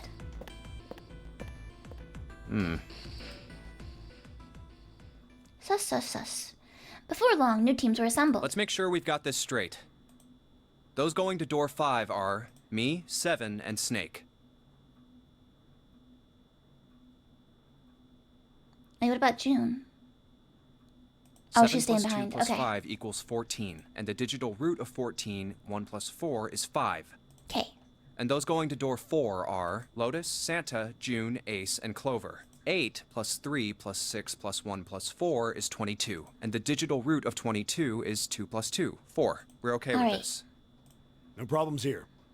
Yes. Let's do it. All right then. Onward! 7, Snake, and Junpei scanned their numbered bracelets in quick succession. The screen of the red showed 3 asterisks. The lever's all that's left. Okay. All right then. Let's go. Junpei glanced around one last time, his hand resting on the lever of the red. Okay. Please be careful. Concern was written plainly across her face. We will. Junpei looked her in the eye and gave what he hoped was a reassuring nod. He pulled the lever.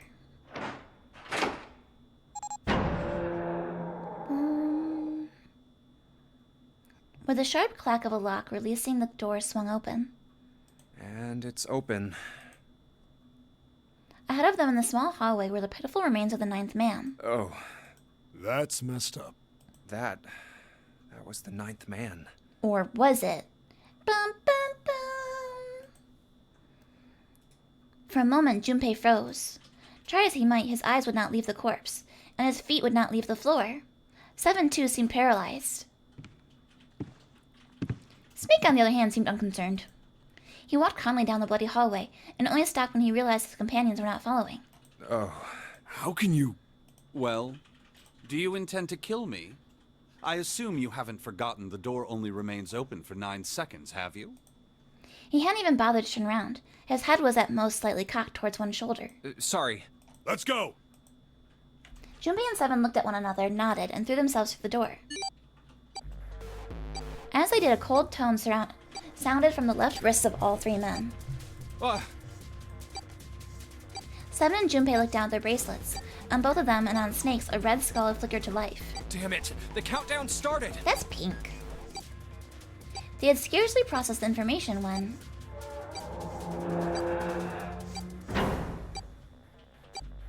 With a metallic slam, the numbered doors behind them swung shut.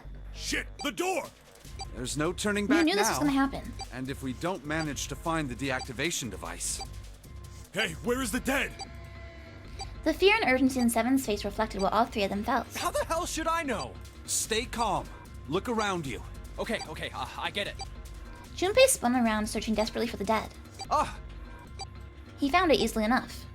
It was on the wall next to the closed door labeled 5. Found it! Right here! As he yelled, he struck the scanner with his hand. The other 2 scrambled to follow suit. As soon as they finished, Snake threw the lever down. Nice. Well, it looks like it stopped. As he spoke, Junpei wiped the sweat from his forehead with a trembling hand. Goddamn thing's gonna give me a heart attack. A muscle stood out in 7's neck, and the corners of his mouth were twitching. Jumpy, are you all right? Are you guys okay? They could hear anxious voices, muffled but distinct, from the other side of the door. Yeah, we're fine. The detonators have been deactivated. They heard relieved sighs, and even through the door, the 3 men could feel the tension disperse. All right, we're moving on. Be careful, okay? Okay. Sure thing.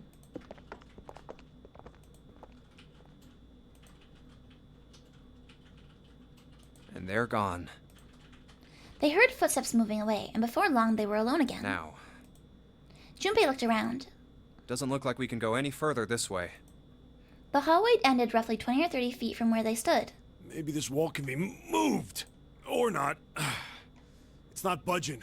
Hey, there's a door over there. The body! Look at the body!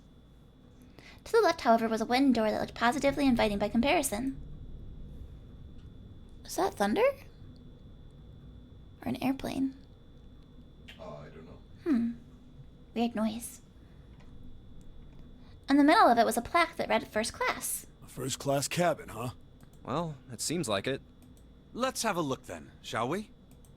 What about the body? That was the whole reason I wanted to come over here. Let's go. Yeah.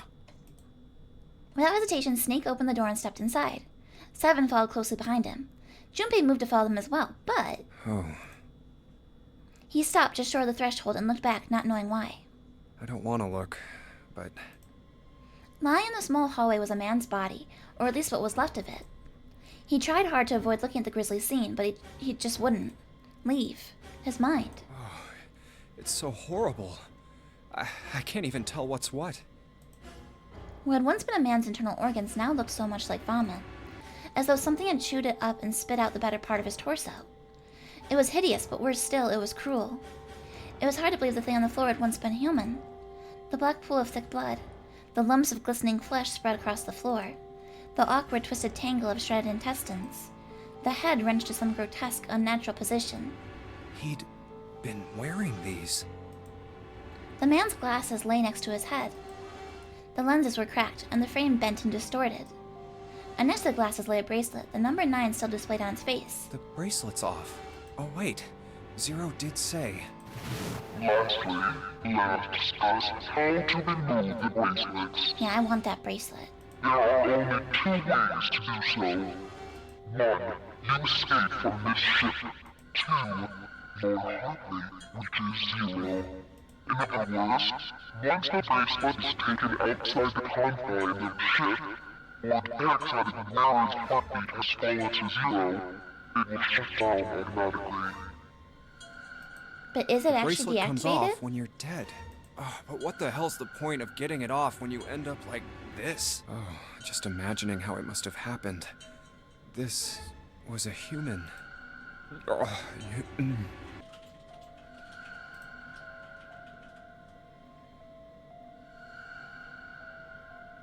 Suddenly, Junpei felt his stomach convulse, and a knot of muscle gripped his throat. oh god. Oh, I feel like I'm gonna puke. Oh, I gotta get out of here. He clapped his hands over his mouth and ran to the first-class cabin. I'm gonna do some math for a second. Because I keep thinking about how 6 and 9 could be flipped. So, if the 9th man was actually 6, it was him, Clover, and Ace. So that'd be 11, so that'd be 2. So it wouldn't have worked. Okay. So, that line of reasoning is dead. The atmosphere changed immediately. The room was gorgeous, and despite the apparent age of the ship, none the worse for wear. Huh. Where did they... He looked around. Seven and Snake were nowhere to be seen. There were 2 doors on the right side of the room. He opened one on his right and went through. Through here? Bro, you're gonna get lost. On the other side of the doorway was a short hallway. He jogged down the hallway, opened the door at the other end, and peeked through. There they were to his right, busy examining something. Oh, this is first class, all right. What's up? He stepped through the door and walked towards them. Check this out. We found this thing here on the door. The red light's on. Does that mean it's locked? So I would assume. Is there any other way out? We looked around a little. Other than this door, we didn't find anything. So you're telling me that unless we can open this door? Yes. We won't be going anywhere. Junpei stepped away from the door and looked around the room. This looks like a bedroom. Then the other room is probably a living room. Or the closest you can get to one on a ship. All right, let's find a way to open this door. Come on, guys.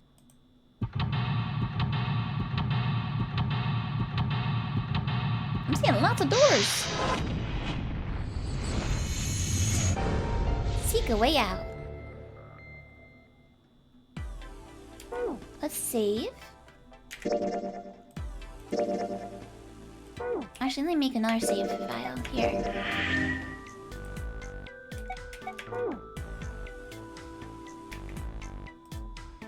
So many places to look.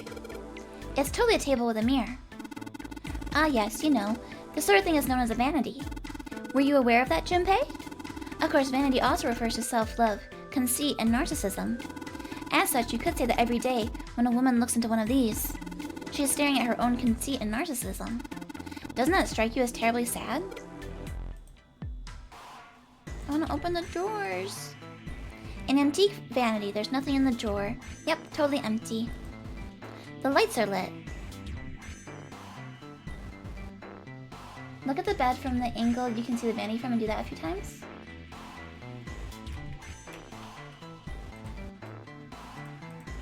The angle I'm at here? A bed.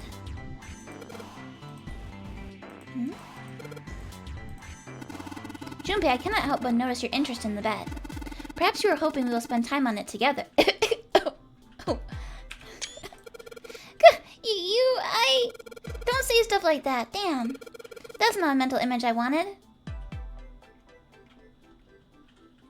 How did he know I was looking at the bed? What's this? This isn't a score. Is this a map of the ship? A map? There's a map of the ship here? Yeah. Then I imagine it will prove very helpful. You'd best hold on to it, Junpei. Okay. It's not possible to use the map screen. Map screen can only be viewed during the story sections. While on the map screen, you can examine the map of the ship's floor plan, which you will acquire over the course of the story. Clicking the green parts of the floor plan will allow you to see a bird's eye view for that room. A music stand. There's nothing on it. A piano keyboard. What is Snake doing? He can't play, can he? This piano. There's something amiss with the keys. You mean it's like out of tune or something? No, not that. It's probably tuned, just... Well, the sounds are clearly purposefully different. The C key doesn't yield a C, but rather a different note entirely. Bro, you better not do a music puzzle. The same goes for the D keys. They play some other note. Huh. Why do you think it's like that? Isn't it painfully obvious? Zero modified it in some way. This piano, you see, is part of one of the puzzles Zero has set for us. No! No! No music puzzles, no! Perhaps if we play the keys in the correct order, something will happen. In other words, we need to play a song on the piano. Oh, no. No. I hate music puzzles. I believe so.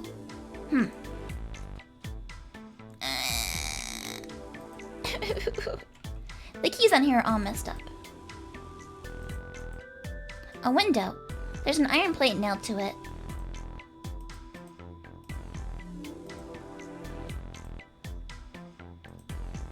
It's a white desk. Snake's rubbing it? This is a high-quality desk. Teak or perhaps mahogany. Wow, how can you tell? Oh, I have my ways. It seems a little fancy. It's a small round chair. It looks like it probably goes to the vanity. Oh, wow, this fabric feels great. Gem, no, bad joke. I bet that chair is really comfortable.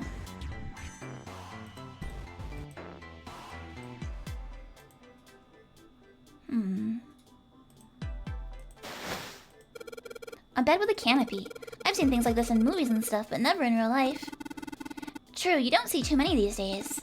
I can't see the details, obviously, but I imagine it's one of those princess beds Clover's so fond of. Clover wants one of these? Yes.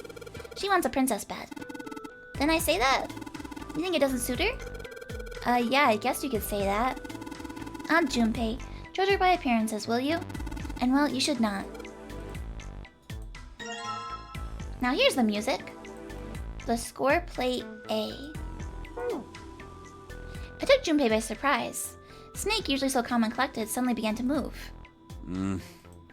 He stared about the room almost frantically, clearly looking for something. No, Junpei thought, not staring. After all, he's blind. Blind or not, Snake was clearly attempting to do something. At last, Junpei could no longer contain his curiosity. What's wrong? You got weird all of a sudden. Snake waited a moment before answering. I heard something strange.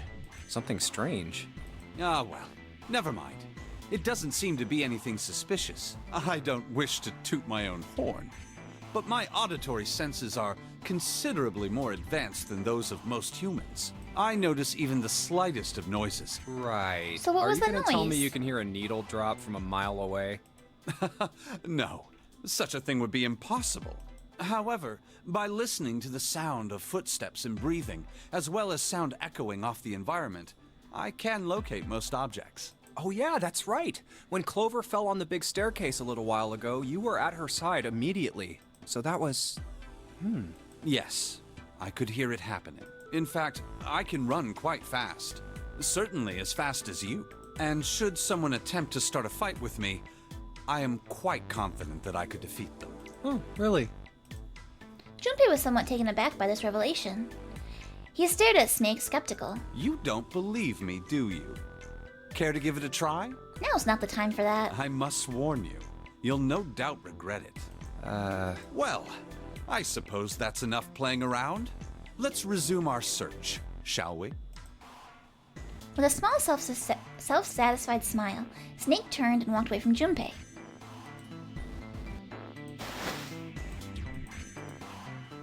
A large bed with a canopy. Man, this makes me miss my own bed and sleep. Doesn't seem like I can do anything else over here. About the strings? No. About like underneath the bed? No. Above the bed? No. So this is the locking thing.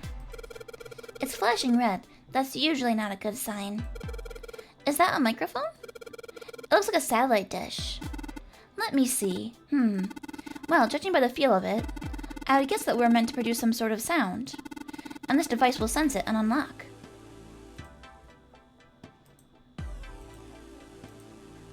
A music stand. Well, might as well put this glass plate on it. Oh, Is something wrong? It's kind of hard to see the notes. Maybe if I put something under them? A background for the notes. Alright. Not the map, right? Yeah, because the map isn't considered an item. Oh, this way. A safe! This safe is locked. That's one of those dial locks. It doesn't have a key, we just need to get the dials in the right place and it'll open. Did you find anything, Seven? Nope. How about you, Snake? I also found nothing. Score plate C. Combine! What? Woo, woo. A leather suitcase. There's nothing inside. I can tell by the weight, and it makes no noise when shaken. Unfortunately, there's nothing inside. Alright.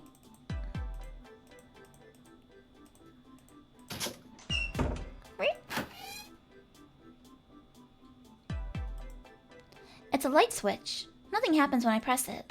Oh, a bathroom! Fancy! The lights, huh? Nope, doesn't look like there's anything hidden there. The tub is full. There's a plug at the end of this chain. Let's see if I can pull it out. Whoa, hold up. I was just thinking, we might be able to use the water. Use the water?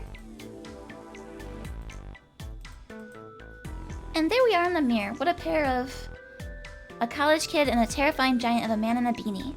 Stuck in a cramped bathroom. With this beast of a man. What would my parents say? Something wrong, Junpei? You look real sad all of a sudden. No, nothing.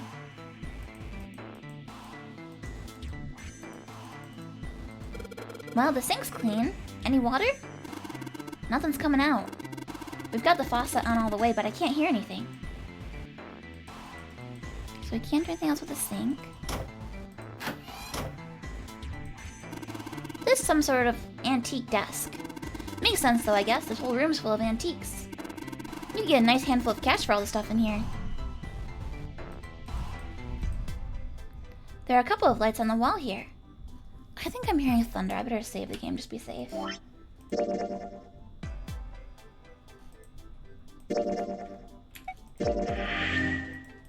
Just to be safe.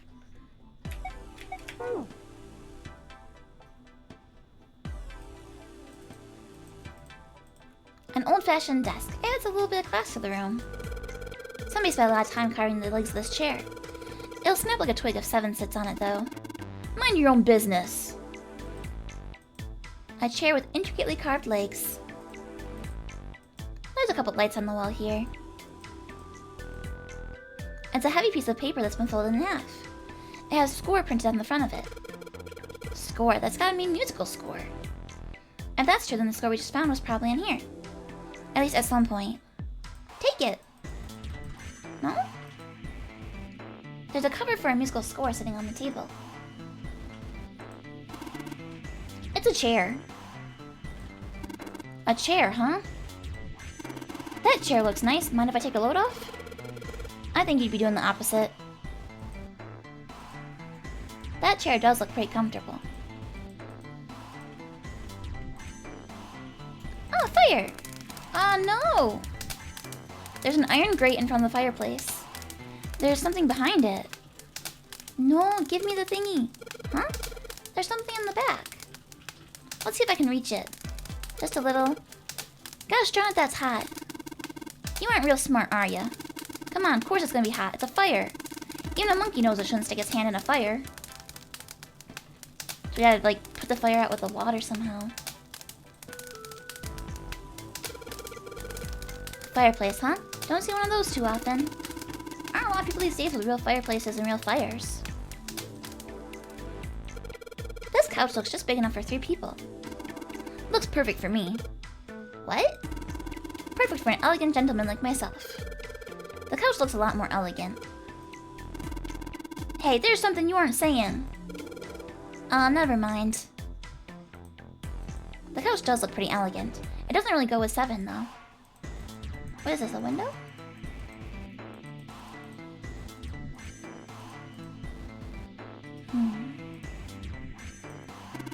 I get it, you're gonna use this vase, right? That's pretty clever, Junpei. We just gotta fill this thing with water. There was once a vase on this table. This is a suitcase made of leather that's the color of rich mahogany. Well, shoot. Looks like there's nothing in it. Dang, nothing in there. What's with all these empty suitcases, huh? Looks like there's something inside this cabinet. Another score. My goodness gracious.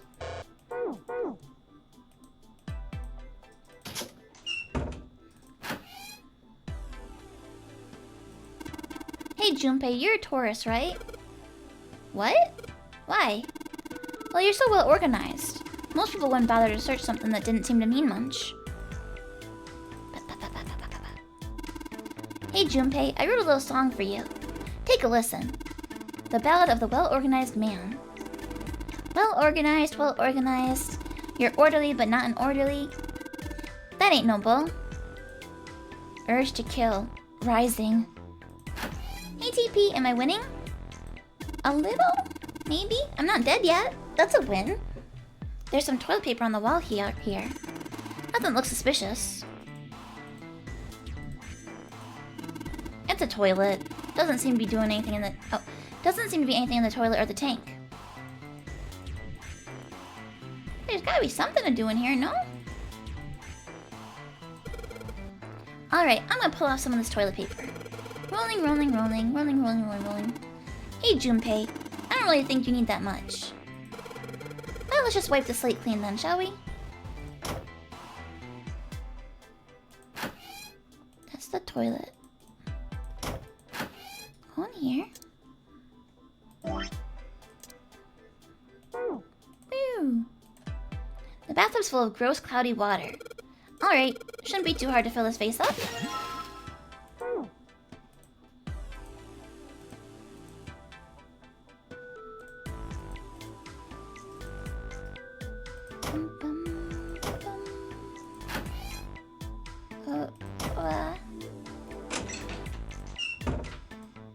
There we go. Alright, time to put this fire out. About time, buddy. Let's do it. Here we go. Huh, good job. Another success. That fire didn't stand a chance. Alright, I'll just pull this out now. Don't want to get burned, so let's pull down the sleeves. A score plate.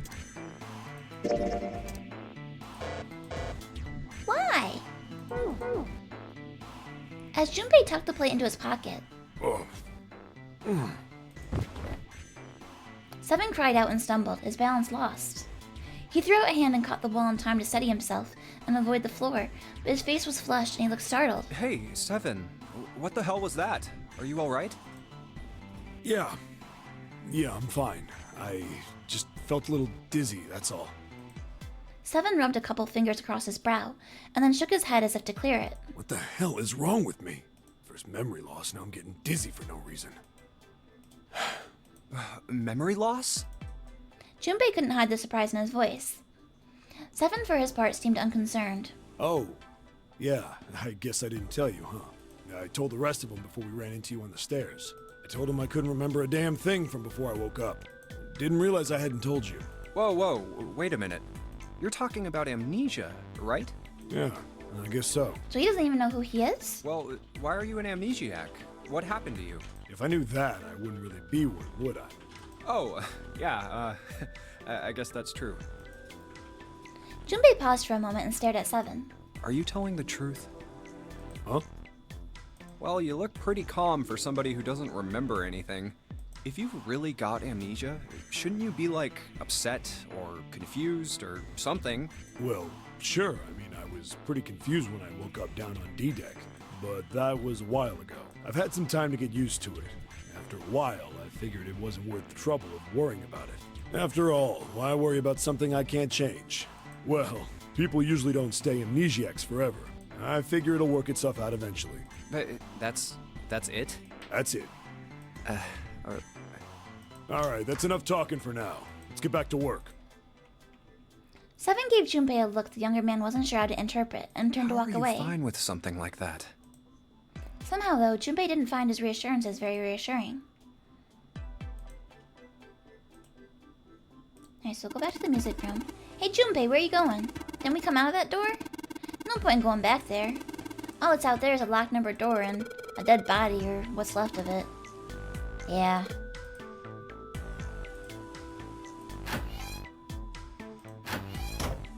Now go over here. An upright piano. From the feel of the wood, it must be quite old. A music stand. Might as well put the music I found on it. I'll put the ceramic plate on the bottom. And the glass plates on too. Wait a minute. What's wrong? Well, I put them all on top of each other, but they look odd. Can you say something kind of weird about the game's narration? Sure, what do you mean? This doesn't really look like a song. In all likelihood, we haven't found them all. We need to find more glass plates. Uh-oh. Oh, what did I miss where? A window. Oh yeah, that's the window. It's a bed. I don't want anybody getting the wrong idea, so I'm just gonna leave it alone, okay?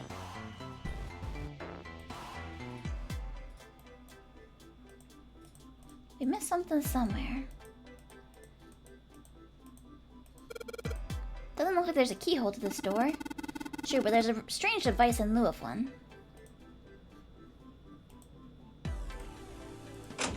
How do something with this? We won't be able to open it until we know the right numbers.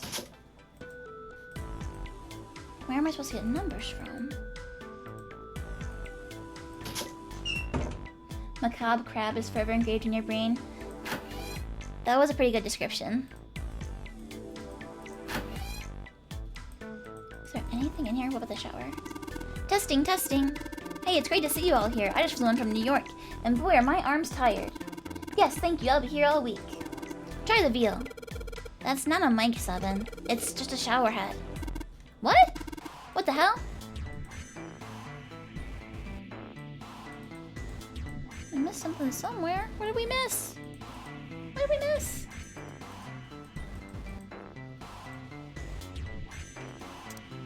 Our vase is gone. That's where we came from initially, right? This is the music room.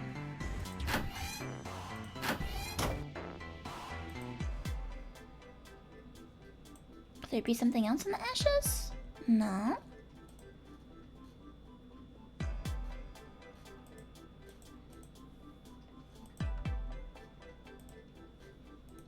Oh, that's true about the showers. That's true. We already got paper from here. Nothing with the suitcases. Ah, freaking pollens. There's nothing else I can do here.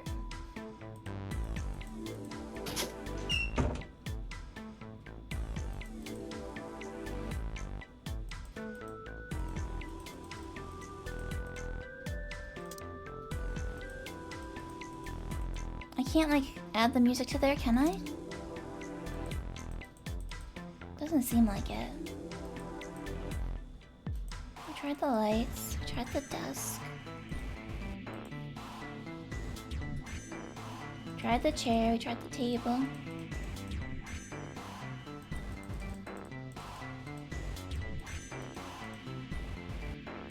Top of the fireplace? No.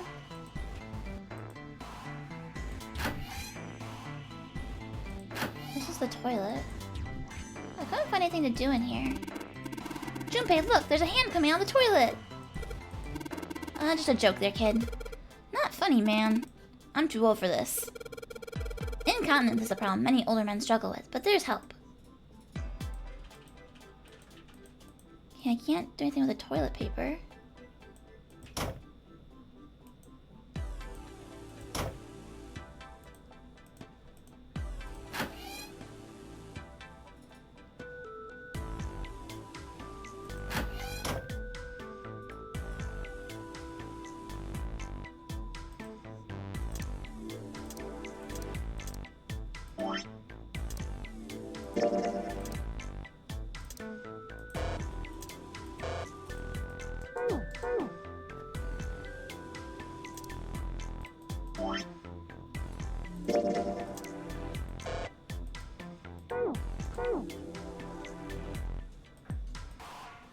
Even if we put all the glass plates we've got together, it's pretty clear that it isn't a song.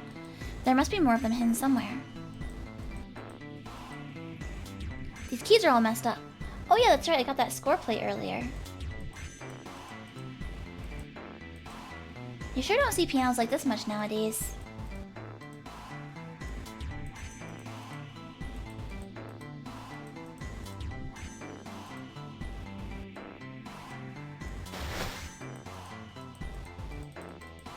Rip the pillow open!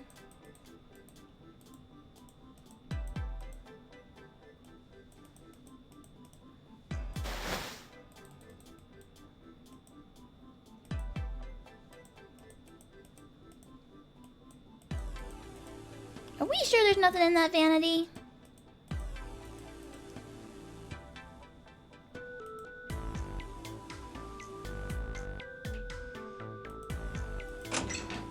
I've looked at all the things. There's no more things.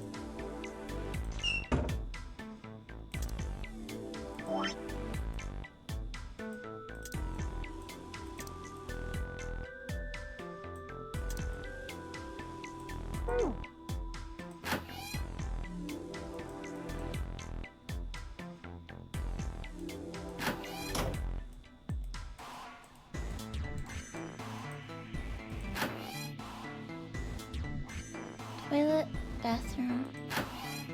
A full moon? Ow, ow, ow! Free insomnia. What the heck am I missing?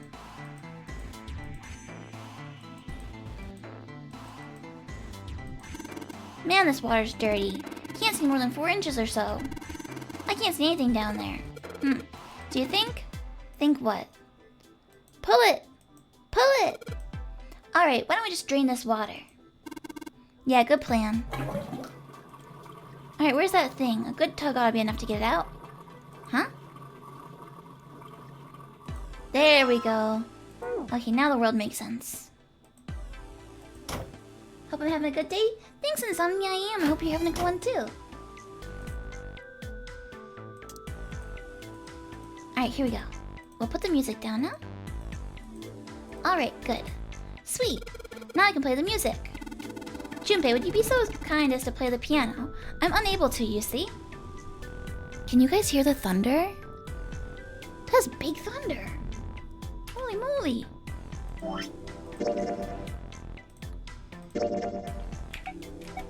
That's a biggin.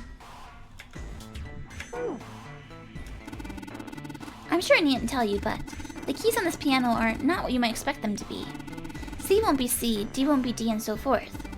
You must listen carefully to determine which keys to strike. Bro. This is not fair for tone-deaf people. Do you understand? Yeah. Alright, let's give this a shot. Oh. Wait, that one. Oh.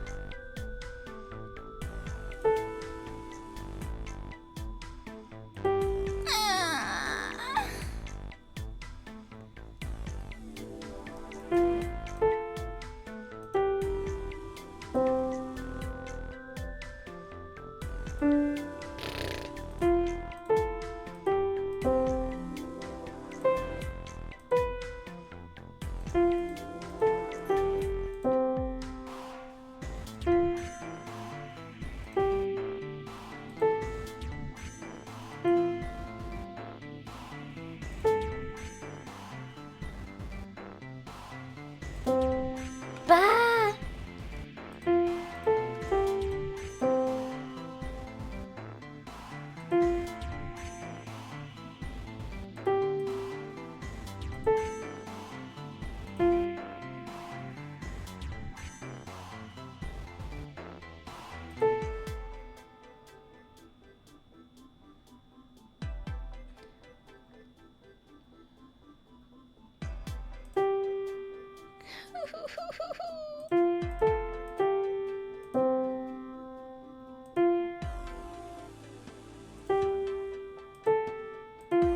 Bum, bum, bum, bum.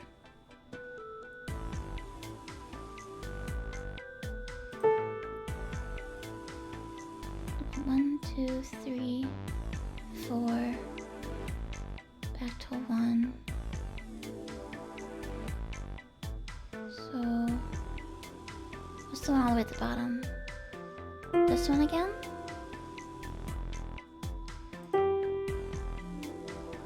Bum, bum. 3. No! No!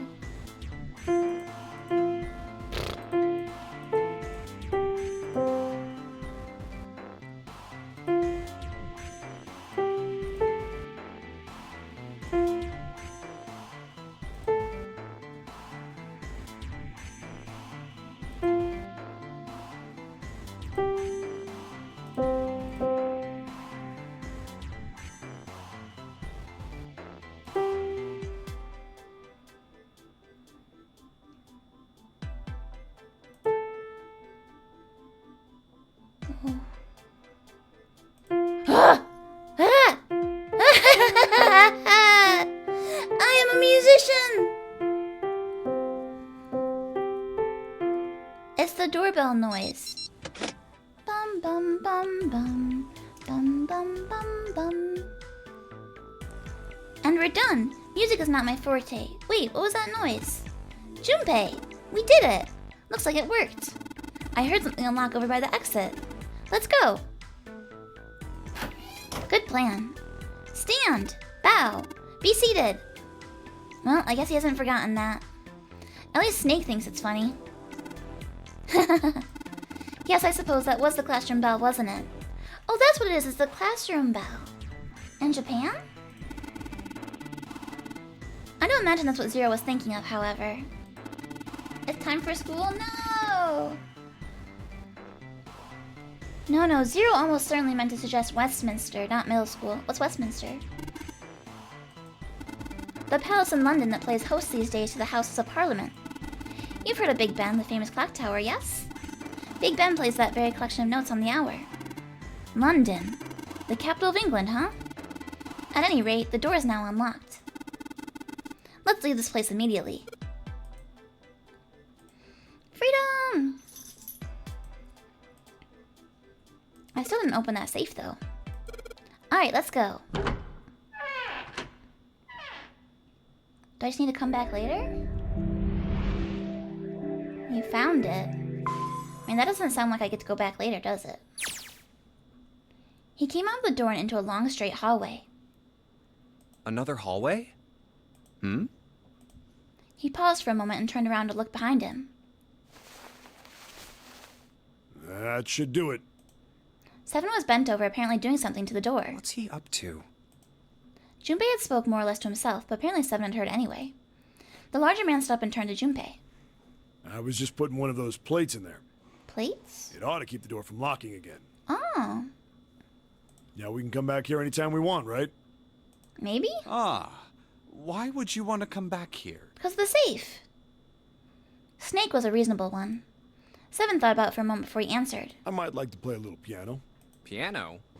Come on, let's get moving. We aren't out of this yet. Yeah, we got a safe. Without waiting for an answer, Seven started off down the hallway. Well then? Snake shrugged aside and quietly followed Seven. Hmm.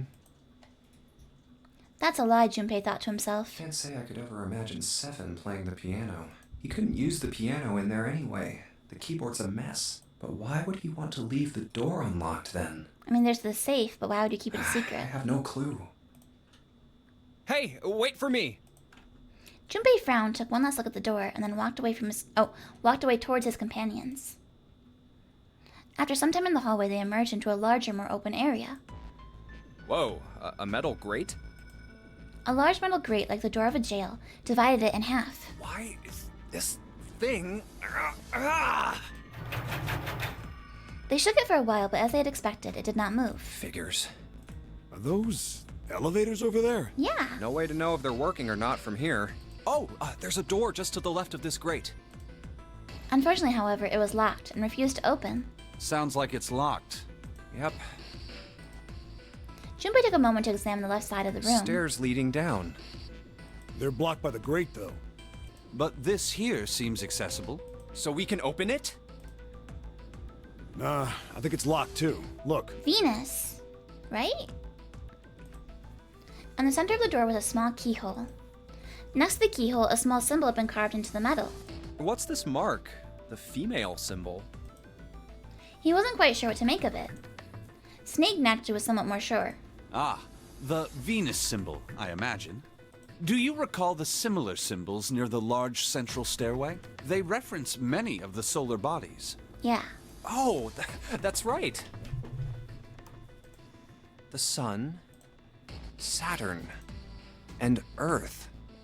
Do we think it has to do with like how far away they are from the sun? To make a number? To be like equivalent to the prisoners? So, as you can Like the see, Xth planet that from one the is sun? likely.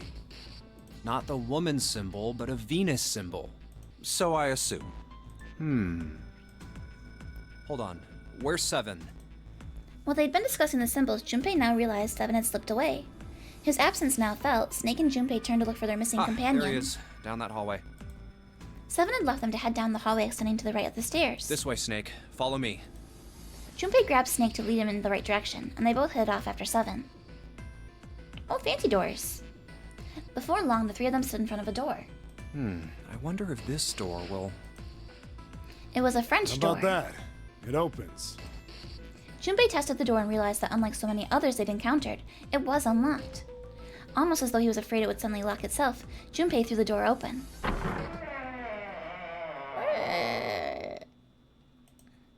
He stepped inside. A bar! Oh, A casino! wow. The number 9. It took only a moment for Junpei to take in his new surroundings. Is this some kind of casino? Sure looks like one. Before Junpei could comment further, a noise from behind made him turn around. Snake was shaking the door they'd just come through. Well, this is troubling. As Seven and Junpei watched, he threw up his hands in frustration and then kicked the door for good measure. It seems we are once again locked in. Old lady candies. Yummy! What kind, like caramels? Butterscotch? There was no reason to panic, however. Even if that door was open, it's not like we had anywhere to go that way. So we must find another exit then. All right, guys, let's split up and search this room. Come on, no dawdling. Let's go. Quickly now. Spurred to action by Seven's words, Junpei and Snake began to examine the room.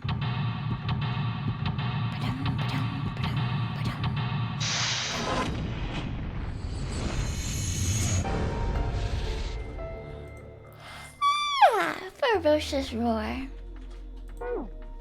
want to save again.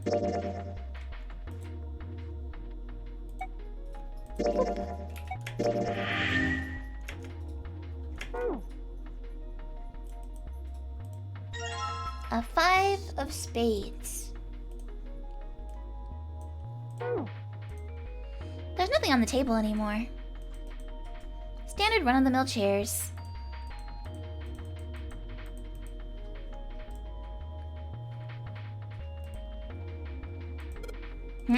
A playing card. It looks like we're collecting all the spades. I'm gonna make a whole deck. Oh, you look at that. Someone left a bottle of booze here. Don't mind if I do. Glug, glug, glug. Ah. Oh, that hits the spot. Feels like my throat's burning. Dang, you really drink it. We don't even know how long it's been there. The counter's pretty well polished. There's a bottle with some booze in it sitting in the corner. One more sip. I don't think so. I'm cutting you off, pal. Aww.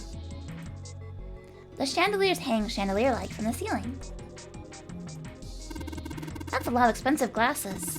Even cheap drinks would taste great out of glasses like these. Oh, a Turkish delight. I see, I see. Anything else over here?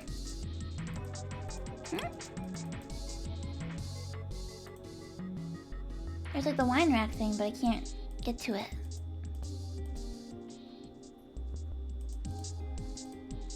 A square poker table. There's nothing on it.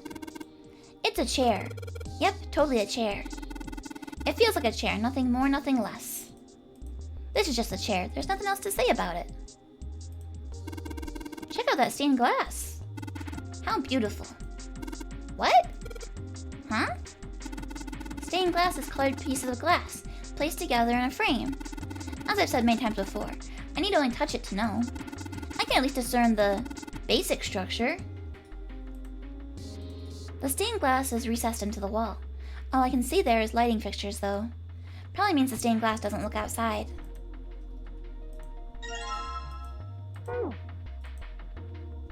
Suddenly, Seven began to speak. Ah, Baccarat.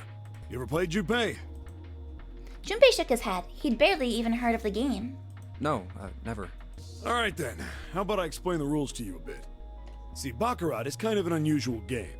You've got the banker and the player. The whole point is that you guess which one's gonna win. And whether the banker or the player wins, it all depends on their hands. Okay, that sounds like most card games. The way each hand works is different from other games too. You see, you take the number from the ones place after you add up the value of all your cards. Whoever gets the number closest to 9 wins. If your number is smaller than your opponent's, you lose. Ah, I see, we got the 9 fixation again. And that's it. That's the explanation. Got it? Well, actually, there's a lot more to it. Strategy, details, that sort of stuff. But what I just told you sums up the core of the game pretty well. The single digit of the sum of all the cards you have. The strongest hand is a 9. And the weakest hand is you just ignore the number in the 10 spot. Okay. You get it? I get it. He hadn't been asked for it, but Seven's explanation, rushed though it had been, was helpful. Well, maybe half of it. Enough. I got a chance at winning the game if I played now. However, we have no way of knowing if the puzzle in the Baccarat table makes use of those rules, and if it does, in what manner. Ah, thank you for the flowers. Thank you for the cherry blossoms. Then I guess we try everything. Feeling more confident, if only slightly, Junpei approached the Baccarat table. I can see the playing card beneath the thick glass case. Alright, so they have an 8, so I need to get a 9. It's the 8 of spades. I want to look around more though.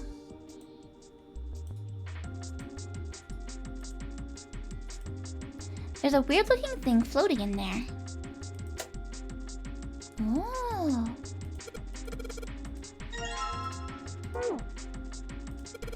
Circle, circle, VV. What the hell does this mean? Wait, when those two lights turned on, I heard something from the bottom of the fireplace. So now we have club, diamond, heart. What was that? I heard something down there. Casino coins. Wow. Open it up, open it up. Firewood, nothing else. Boop. Boop. Clubs, diamonds, and hearts. What's that? Well, when I turn on these lights, they make these shadows on the canvas. And the shadows look like the 3 symbols, right? Yeah. Clubs, diamonds, hearts. Well, at any rate, this gate is very impressive. It feels like granite. It seems to be elaborately decorated in several places. A shame I cannot see it. Oh, tough girl, very tough. Very ferocious. It says 1 on the plate. Alright, let's put a coin from that bag in here. What happened? I heard an odd noise. Well, to be honest, I don't know. I pressed some of the buttons and smacked the machine once or twice, but nothing happened. Oh, looks like the coin got stuck. Well, we want... clubs... diamond hearts? Hearts, diamonds? Oh dear. What was it again? Clubs, diamonds, hearts. Hearts, clubs... no, hearts, spades, diamonds. Hearts, spades, diamonds. Oh, they all have that. 1, 2, 3. What's this? Lock. It seems the card is attached to the panel. And attached very well, it seems. If you don't mind, what sort of card is this? It's a playing card. The ace of spades, in fact. Hey, Junpei, you really think you got all the cards we need for this one? Ah, hell, guess there's no harm in trying it anyway. It says 9. Yeah, it looks like that cover's hiding something. If this is the cover, then maybe it opens up. It probably does.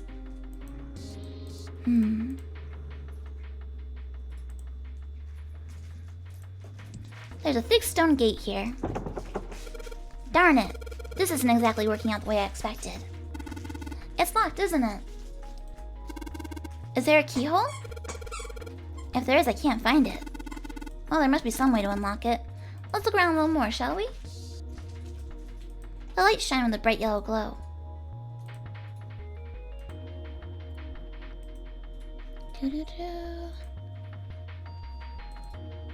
The slot machine stand. I don't see anything suspicious. A slot machine, I see. There seems to be a coin slot on the upper left corner. Perhaps we should put the coins we've recently acquired in there. Alright, let's drop this coin in the coin slot. Come on, you little bastards. I only need one of you.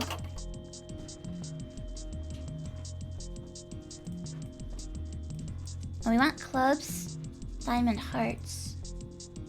What am I supposed to do? Diamonds, hearts, clubs.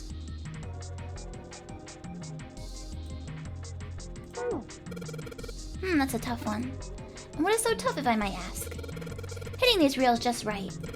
The timing is, well, it's not easy. I don't believe you need to hit them just right. Huh?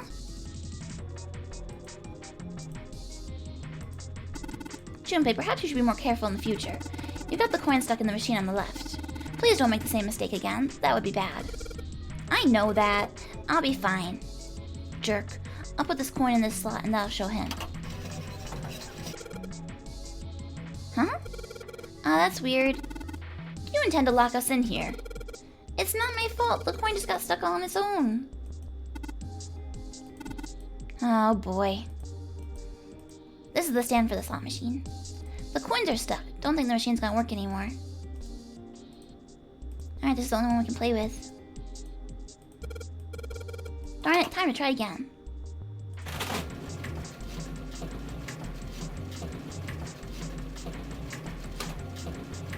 That's not right.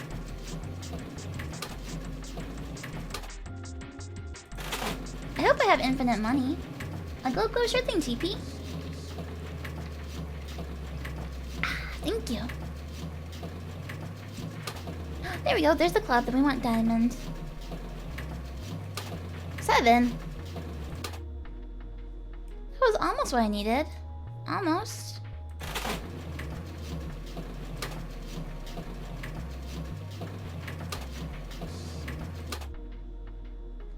Ugh. Snake said we don't have to worry about the timing, though.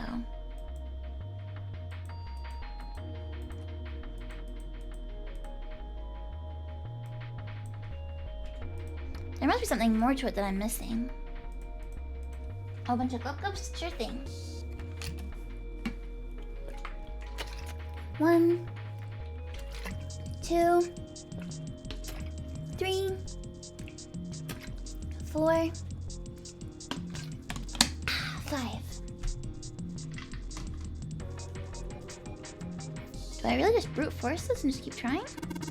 Hey, can you touch that thing? Yeah, I'm a pretty good jumper if I may say so myself. Here I go.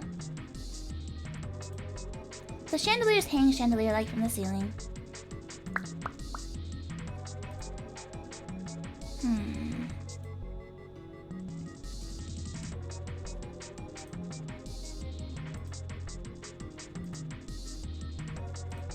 Okay, so I need to make a 9.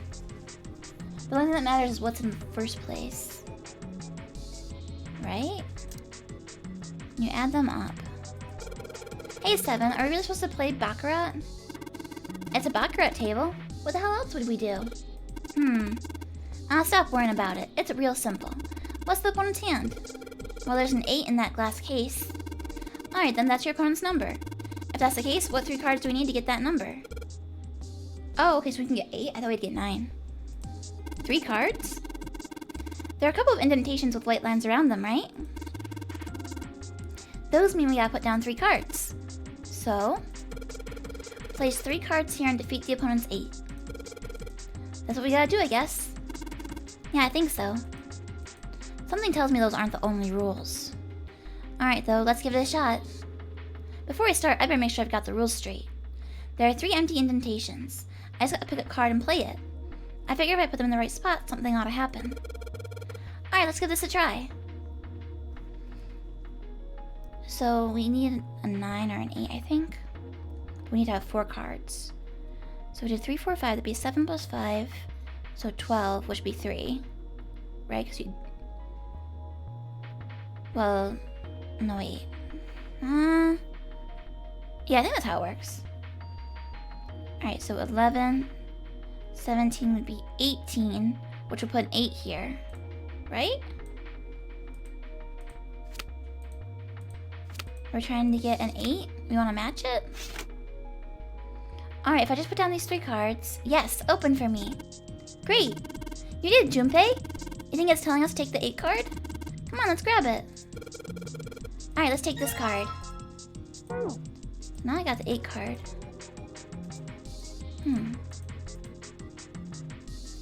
Okay.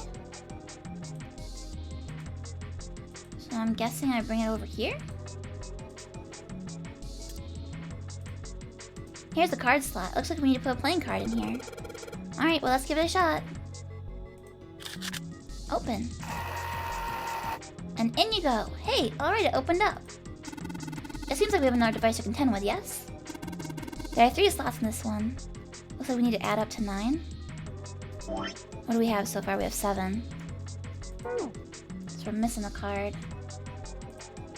Probably from the slot machine. You've stolen puzzles from this game for a D&D adventure? Hey, if it's a good puzzle, why not reuse it?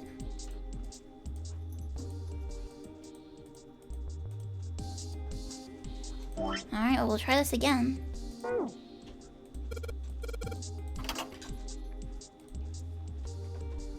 Spin to win! Club.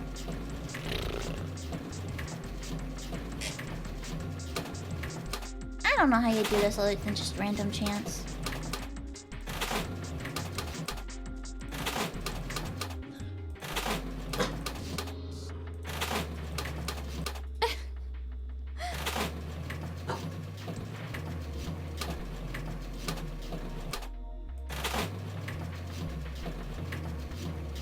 Mini club.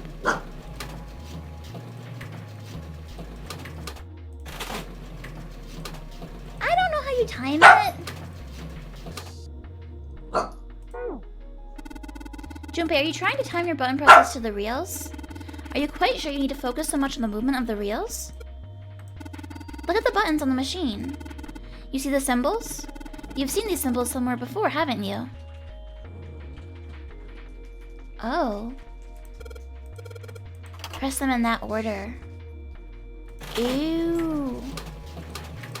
Oh. Oh. I was trying to get clubs, diamond, heart up here. And I think I hear something unlocking in there. Impressive, Junpei. It would appear to be unlocked now. There's something akin to a drawer on the bottom part of this machine, yes? That is a pick-up drawer for the dividend. Probably the lock for the drawer got unlocked. Please open it if you would. Oh, we got a key too. What is it? Is there something in there? Yeah, a playing card. And this... a key with the Venus symbol on it. Excellent, Junpei. Now we'll be able to open the gate. Then we just need to figure out how to get out of this room. Correct. Come on, Junpei, hurry up. And he's off. There was a playing card and a Venus key. Better put the key in my pocket for later. As for the card... alright, that'll add up to 9. That door is locked. Okay. Cinder. Shh. Shh. She's like, Mother, I do not wish to shh.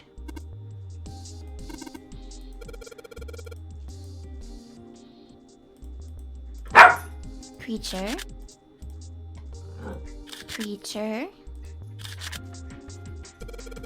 Alright, so I put all the cards we had left into the slots. What happens now? Is that, yes, I did hear something from the exit. Excellent work, Junpei. Wonderful.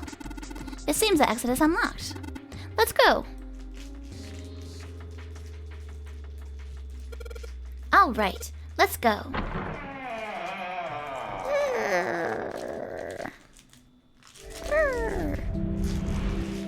You found it!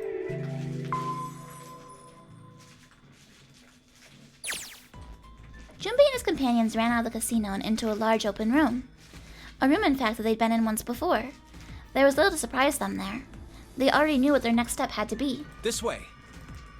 The iron gate still stood in place, locked tight, blocking the stairway, and right in the center of it. The keyhole with the Venus symbol. Nice. The Venus key should work here. I'm playing tug of war with Cinder. Wasting no time, he pulled it out and shoved the key into the keyhole. He turned it. With the distinctive sound of metal on metal, he felt the lock click open. It sounds like it did. All right, let's get this thing open. No problem. Let me help with this one. Junpei grabbed the handle on the left side, and Seven took the handle on the right. On Junpei's signal, they both pushed, and the gate creaked open.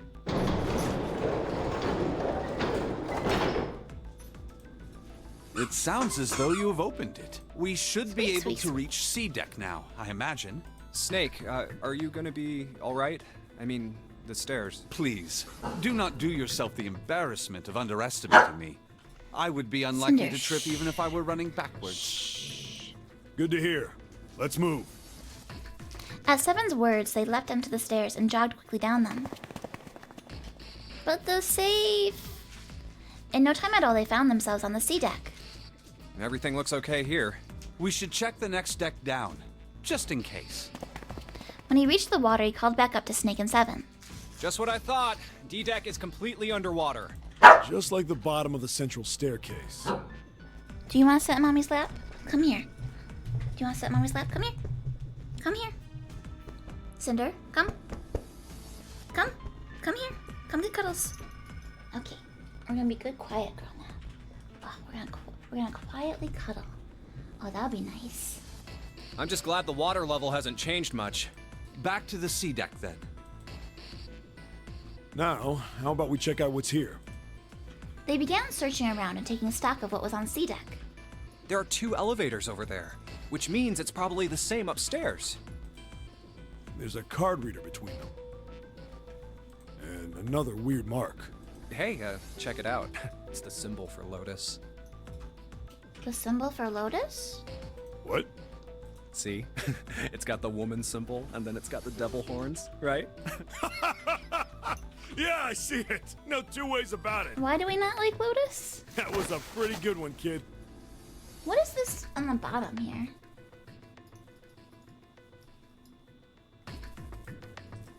Seven tousled Junpei's hair in what he likely thought to be a friendly manner. Junpei feared his neck might break, even though it was clear Seven had kept his strength in check. Oh, would you watch it, man? Whew, that hurts. You're gonna break my neck. What are you talking about? The human body ain't that weak. Maybe this'll toughen you up, huh? If we were looking for a devil, we've got one right here. Thankfully, Snake interrupted. After Junpei's observation, he'd gone over to examine the card reader. This is a Mercury symbol. Mercury? The marks you mistook for horns are a stylized version of the wings and staff of Hermes. Oh, really? Wings and a staff. Huh. So then, she beats you with the staff until you die and go to heaven. Sounds like Lotus, all right. Seven shook Junpei's head even more vigorously, and the younger man began to feel as though his brain was being jostled about inside of his skull. Seven! Oh, that's too much! Oh, my head! Junpei's stomach began churning uncomfortably. Oh, I think I'm gonna puke. Unless we can activate this device, I doubt the elevator will function. In other words, we gotta find a key card with a Mercury symbol on it. So I would assume. Let's forget the elevators for right now. How about that hallway to the left? Whoa, so many doors. There's a bunch of doors. There were a great many doors lining both sides of the hallway. They seemed to stretch on forever, and all three men suddenly felt very small. Ah, shit. We're not gonna have enough time to check all these, are we? Maybe we can come back here later. We should check out the other side. Let's head back. To the right of the stairs, another hallway stretched out, reaching deep into the bowels of the ship. To the right this time. After a few moments of moving briskly down the hallway, they emerged into an area roughly the same size and shape as the one at the top of the stairs.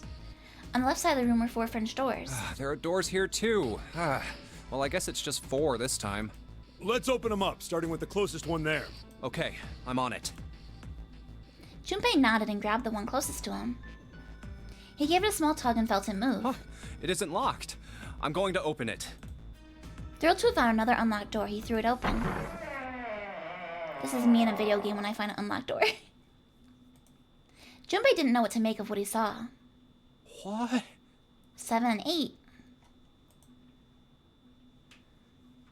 3, 7, 8.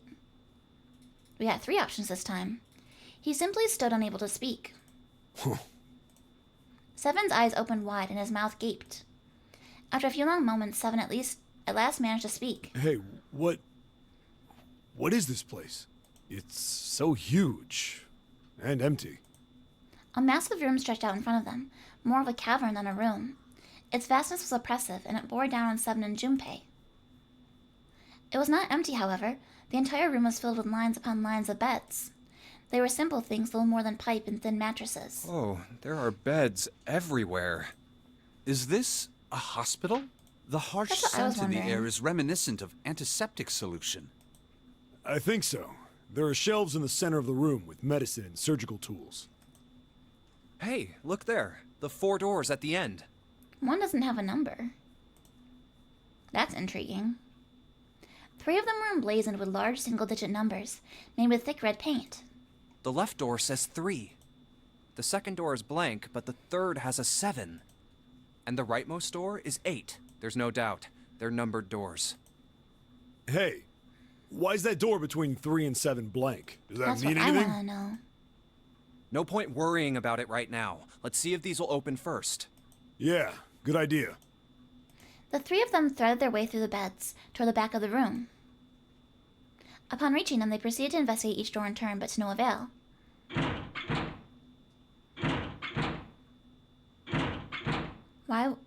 You already know how this works, guys. Yep, locked. Just like I thought. Naturally. After all, there are rules to the nonary game.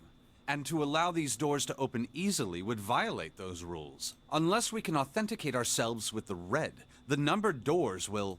Whoa, check this out. Suddenly Seven spoke up, interrupting Snake. Look at the red. There's nothing on it. Huh? Don't you remember the red back at the main staircase? Uh-oh. I need electricity. If there wasn't anyone in it, it said vacant on the little screen, remember? Oh, yeah. Yeah, you're right. But this one, There's nothing. right? You think it's broken? Only one way to find out. No, nothing. Junpei and the others put their hands on the panel, but nothing happened. The red refused to change. They tried pulling the lever and still nothing. As they soon discovered, it wasn't only the red on the door 8 that seemed to be malfunctioning. How about the red on door 7? And door 3? I didn't think all of them would be malfunctioning. What does it mean? It means they need electricity, They've got to be broken. right? Man, that bastard. I didn't think Zero was the kind of guy who'd screw around with something like this. Whoa, whoa. Zero's been prepared for everything so far, and you're saying he's gonna make a mistake now? Well, that's the only thing I can think of. This thing ain't working at all. While Junpei and Seven talked, Snake busied himself with examining the red. After a time, he lowered his hands and spoke. It seems as if some of the internal hardware has been removed. What? Internal hardware? That is what I said. Take a look at the underside of this red, if you please. The bottom? Junpei obliged and bent over to look at the underside of the device. Huh. There's a thin slot here. I think it's a slot for something. Probably electronic. The other two reds are the same. Something's been removed from all three of them. I get it. So the reds aren't working because somebody pulled out their guts. So I assume. But why? And who? I mean, it really doesn't make sense. I have no idea. Why on earth would I know something like that? Just then, they heard the sound of a door opening. Oh, what now? Friends? The three of them turned and saw Akane. Oh no, Junpei thought, it's... June! She stopped short, surprised to see them, and was very nearly bowled over by the rest of her companions, who were coming through the door behind her. Ace! Santa! Clover! And Lotus! Guess everyone's here. Junpei and Seven were, for the moment, at a loss for words. What are you guys doing? Why are you... That's my line? Perhaps we should exchange information. After a moment of silence and surprise, everyone suddenly began to talk, desperate to exchange information. They talked about the rooms they'd been through and how they'd ended up in the same place. Of course, none of it was very useful information, but that hardly mattered. They were happy to simply see one another again. Although the level of cheer varied greatly from person to person, each one of them was wearing some manner of smile, almost as though they'd already forgotten about the death of the ninth man. No, thought Junpei, perhaps that wasn't it. Perhaps thoughts of his death were what drove them to smile at one another. Not in a morbid or hateful way, no. The ninth man had died, but they were still alive, and that was something to be happy about. A sort of simple, uncomplicated joy, Junpei thought. The joy of being alive. Still alive. He felt sorry for the ninth man, but more than anything, Junpei was just happy to be alive. And that's what we know. With that, Junpei finished his own explanation. Well, this isn't good. If the red is inactive, we can't keep going. What about that big hallway? Maybe there's somewhere in there we might be able to go. No, there's nothing there. The 5 of us had a quick look. There are plenty more hospital rooms, but nothing else. You mean all those doors are for hospital rooms? Yes. There are a number of individual rooms in addition to this large one. There was a door at the end of the hallway, but it was locked. It had one of those solar system mark things on it. It was the Jupiter symbol. Okay, so we had Jupiter and Mercury. Jupiter. I wonder what it means. Confusion seemed to be the consensus. While we're asking what things mean, what's the deal with this room? I mean, I thought this was a cruise ship, but I can't imagine a cruise ship would have a hospital like this. No one, not even Snake, appeared ready to offer an answer until Seven unexpectedly spoke up. Well, I figure it's probably a hospital ship. Chances are it's the Gigantic. The Gigantic? Junpei looked at Seven, shocked both by his knowledge and the apparent identity of their prison. He was not the only one. What is this gigantic? Seven nodded to Lotus and began to speak. The Gigantic. Actually, with this bandana, it does She kind of was make a him look sister ship to sailor. the Titanic, built in the early 20th century. Actually, the Titanic had 2 sister ships, and they looked exactly the same. The Gigantic was said to be one of them. They intended to make her a passenger liner like the Titanic, but World War I began soon after the ship launched. The British Navy took her over and made her a hospital ship. At some point during the war, the Gigantic was damaged by a German mine in the Aegean Sea. She ran aground afterwards, so she didn't end up sunk. I'm learning so much. What happened to her after that? One theory going around is that a man named Lord Gourdane bought her. Seemed like he'd been one of the few to survive the Titanic sinking. That trauma turned him into some kind of obsessive collector of all things related to the Titanic. Soon enough, the guy wanted the Titanic itself. Which was impossible, of course. It's stuck at the bottom of the Atlantic Ocean. That has not stopped billionaires from trying. But the Gigantic wasn't. And seeing as she was identical... So you're saying this Lord Gourdane bought this ship? Yeah, at least I think I am. That's impossible. No way we're in some boat that's almost 100 years old. Pipe down, just pay attention. What, that's it? Well, have you got any proof? Proof? Proof that this ship is really the Gigantic. Well, this ship's got stuff that's like the Titanic and a hospital ship. So, I just figured... Oh, for goodness. Don't tell me that's your only reason. No, I've got more. Like? Well, I mean... I guess his hat is a beanie, not a bandana. Seven looked around desperately, doing anything to avoid meeting Lotus's piercing stare. He scratched his head for a moment and then gave up. Finally, he opened his mouth. I don't know. Lotus sighed and shook her head. I guess your memory isn't back yet, is it? Yeah, sorry about that. Then, almost as if to save Seven from further embarrassment. Oh, it's 11. Oh, a bell. It sounds like the clock in the main stairway. Junpei counted each chime carefully. 10, 11, 12. Oh, it's 12. So 3 hours have passed? It's midnight. Then we've still got 6 hours left, right? Let's get going. We gotta find the missing parts. What do you mean, find? How on earth do you propose we do that? By looking around. We've looked everywhere in this room, They'd been examining the room as they talked. but we haven't found anything. Right. Let's go use the Venus key. Oh, we already used the Venus key. We need the Mercury key. That only leaves one place to look. One? Well, not just one. Huh? Yep. Wait. Don't tell me you mean we need to search all of the other rooms. But there's 8 of us. We can do it. Well, you already checked some of them out before you came here, right? We each checked a single room, so 5 rooms in total. All right then. That's 5 rooms we don't have to search. We just have to split up the rest between the 8 of us. If each of us can do 6 rooms apiece, we'll have the other 48 rooms cleared Okay, in yeah, no that's a lot time. of rooms. There are 48 other rooms? Lotus did not seem excited by the prospect. Seven fidgeted nervously before responding. Maybe?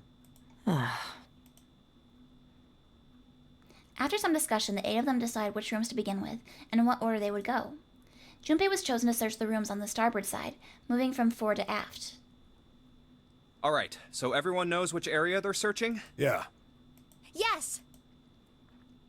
They also determined when they would return to report their findings, the next time the clock sounded the time. When it did, they would meet back in the large central room full of beds. We'll all meet up when the clock goes off again.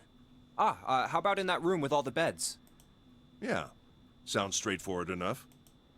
If during their search, any one of them were to locate the missing components, they were to yell for the others. I'll shout if I find any of the components we need. I hope we can find them within the time limit. If this strategy failed, they'd return to discuss their options later. If we can't, then we'll just have to come up with another plan. Right. Then let's do this. The details decided, they left to begin searching. Out into the hallway they went, each to the rooms they'd been assigned. However... Bum, bum, bum. From far away, Junpei heard the bell ring. It did so only once. It was 1 a.m. It's 1. I better get back to the others. Nobody found anything? The heck?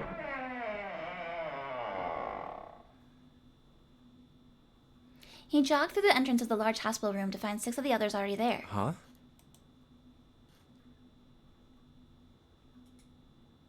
Ace, Santa, Clover, June, Seven, and Lotus. Where's Snake? They had gathered in front of the door numbered 8. Or perhaps to be accurate, they'd gathered in front of the red next to the door number 8. What are they doing over there? Had one of them found the missing piece? What happened, guys? It was June who answered him. Jumpy, look! She was pointing at the red. He pushed through the others until he stood in front of it. Immediately, he knew what she'd meant. Vacant? Junpei sighed. Come on, guys. Who was it? I thought we were supposed to yell if we found it. Well... Junpei wondered why she was hesitating. The others looked as confused as June, but kept their mouths shut. What the hell? What is up with you guys? They all knew something he didn't, and Junpei wasn't about to leave things that way. Finally, Lotus frowned and spoke. Well, that's the thing. We don't know. You don't know? When I got back, it was already like this. There was no one else here. That means I was the first one back, but the missing parts were already back in the red. What? Where's Snake? Let me see. Junpei looked at the bottom of the red again, just to make sure. The slot had been open on the bottom was now covered with metal. You're right. It's in there. What about the other two? They're the same. Let me take a look. Junpei quickly examined the other two boxes. It's just as you said. Satisfied that they were also repaired, but still very confused, he returned to the others. All right, I just want to be sure here. Nobody has any idea what the hell happened here, right? Correct. None. Ace and June nodded silently. Seven raised his hands as if to say not me, and Santa just shrugged. Only Clover lowered her head and did nothing. Huh. Wait a minute. That was when he noticed. Where's Snake? Junpei swept his eyes across the room a second time, but Snake was nowhere to be seen. Does that mean that he found them? I've no idea. There's nothing to suggest it. But nothing to suggest he didn't either. I don't suppose we'll know until we can ask him in person. Well, whatever he did or didn't do, he's pretty damn late. What the hell is he up to? Maybe he's lost. Yeah, well, that seems likely. Dude can't see. I don't know how he gets around in the first place. Clover raised her head. No! That's impossible! Suddenly she was shouting. Yeah, my brother's blind, but he's got really great hearing. He can get around as well as anyone who can see. So he couldn't get lost. That's impossible! Clover had started to shake, and the knuckles of her hands had gone white. She spun around, but before she did, Junpei noticed tears welling up in her eyes. I'm gonna go look for him! The words were barely out of her mouth when she began to run. Hey, hold on, Clover. Wait! Junpei cried out to her, but he was too slow. She kept going. Before anyone else could react, she was gone. Well, that didn't work. Damn it. What should we do now? Well, the red is working now. No! We're not leaving two people behind! We should go look for them! Oh, man. We probably need them for math anyway. Oh, yes, what an excellent idea. We just wasted a bunch of time looking for some piece of electronic junk. Now let's waste some more by looking for a couple of idiots. Then remain here if you feel you must, but there's no time. We've only 5 hours left. Junpei and the others nodded to one another and took off at a run. And from the stairs that led to the B deck, they decided to split up. Let's split up. All right, I'll take this direction. Then I shall look that way. I'll be over here. See you all later. Soon, only two of them were left. Those two were Junpei and June, who had been a few steps behind the others. All right, we should go too. Yes, let's go! But where should we start? Let's see. We gotta make decisions. Make a new save.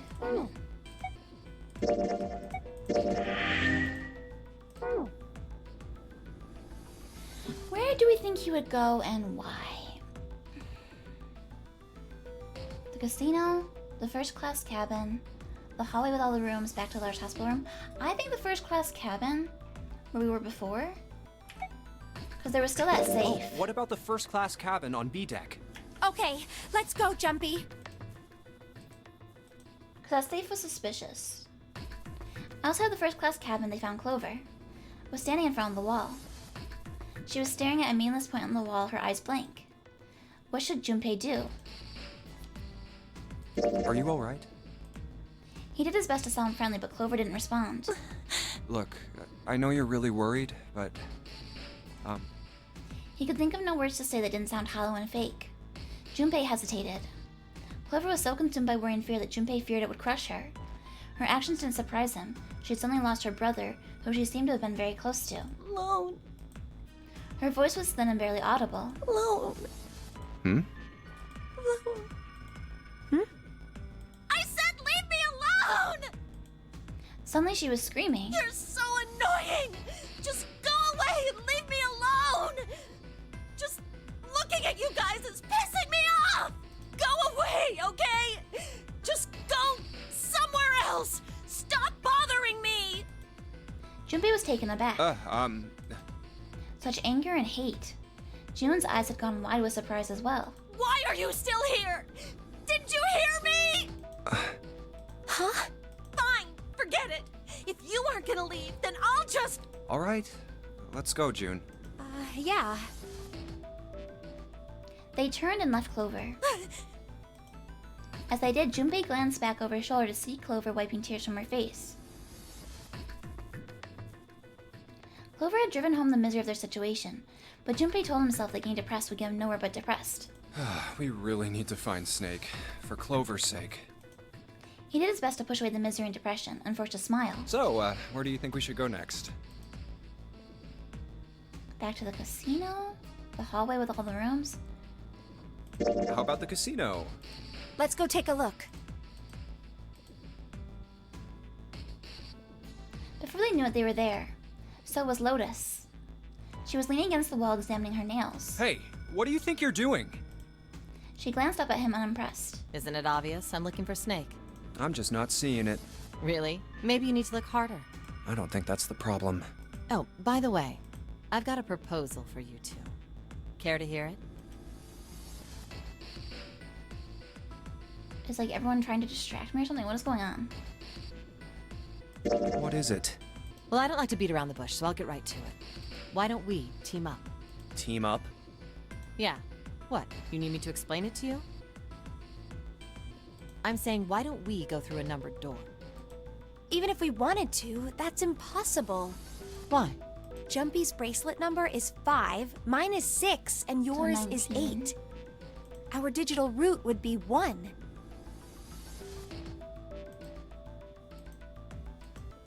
But there's no number 1 door in the large hospital room. The only doors there are 3, 7, and 8. Well, and the blank Then door. we add another person. Huh? Who? What? Isn't that easy? 7. Oh, if we add 7, 5 plus 6 plus 8 plus 7 equals 26. The digital root of 26, 2 plus 6 equals 8. Then the 4 of them could go through the number 8 door. But... Wait a minute. What about the other 4? Ace, Snake, Santa, and Clover. So that would be 1, so that'd be 3, 6, 10, so they would be stuck with 1. Well, why don't you add them up? That was simple enough. 1 plus 2 plus 3 plus 4 equals 10, and 1 plus 0 equals 1. The digital root for those 4 would be 1. That's right. And you know the number 1 door isn't in the big hospital room, right? Of course I know that. No! Are you saying you'd leave them behind? Of course not. What kind of woman do you think I am? Once we get off the ship, we could come back and rescue them, couldn't we? Then we wouldn't really be leaving them behind. Don't try to lie to us. I don't think you do anything of the sort. Really? Why do you think that? You remember, don't you? We have less than 5 hours left. Even if we manage to escape, there's no way we could come back to rescue them in less than 5 hours. Well, you never know until you try. No, you're not thinking this through. Even if we brought 7 with us, we wouldn't be able to get off the ship. Because you need 9 at the end, right? The 4 of us couldn't open door 9. It is hidden, but an exit can be found. Seek a way out.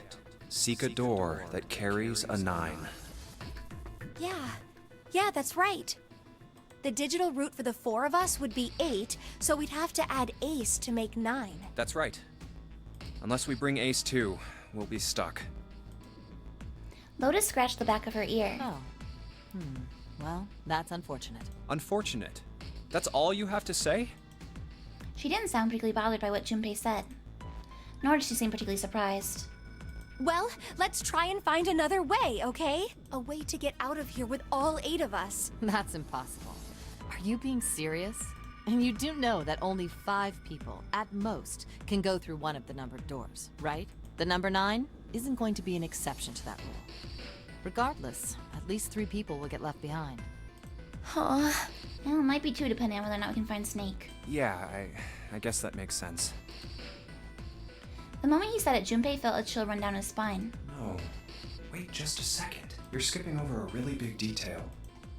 Yes, what she said was true, but how Lotus could remain cavalier about so terrifying a prospect was beyond him. Is that really okay? That means 3 people will die in the end. Are you okay with that? That's just... Lotus's forehead furrowed. Do you think I could have a moment alone? There are some things I need to think about. Junpei and June turned and began walking away from Lotus. So, like, did we look at the room too? Or did we just not look at the room because we had a conversation instead? That didn't turn out to be a very pleasant conversation. Yeah. Junpei's heart felt heavy and his steps sluggish. I want to see, what was it? The flow chart.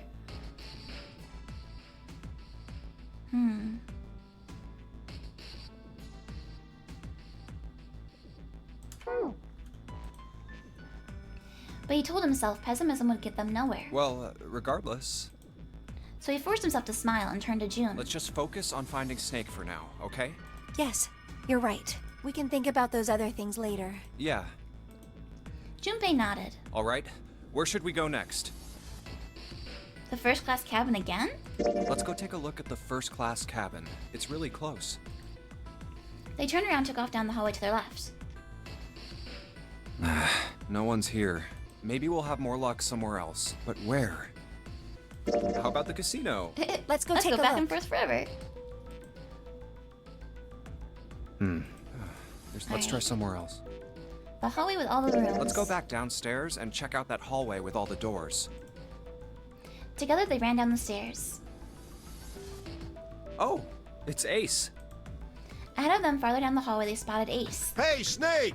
Where are you? Answer me if you're there! What should Junpei do? Run to Ace, let Ace handle it. Let's go. With June in tow, Junpei jogged up to Ace. Hearing their footsteps, he turned to greet them. Ah, hello there. Snake is... Well, that's obvious, isn't it? I assume you haven't found him yet? Yeah, doesn't seem like you're having any luck either. I really wonder where he could have gone. Well, wherever he's disappeared to, we must find him as quickly as we can. For Clover's sake. And our sake, we need his number. Right. June's face looked kind of enraptured. By the way, do you think Clover and Snake are really siblings? Why would you say that? Why would you say that? The question seemed somehow odd to Junpei. Why? Well, it's obvious, isn't it? They don't look alike at all. Someone could be adopted. Ace looked at him for a moment and then spoke. Yes, you know, now that you mention it, they don't. Now that you mention it. Still, there are a great many siblings who do not look like one another. It certainly isn't rare.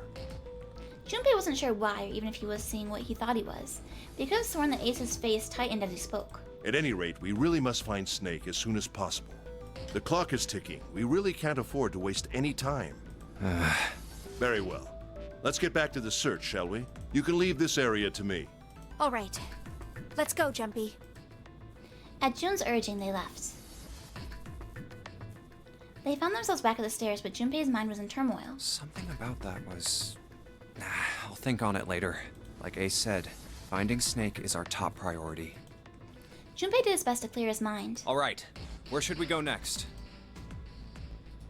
Back to the large hospital room? Why don't we go back to the big hospital room? Okay, He's hiding under one of the beds. They turned and headed back towards the large hospital room.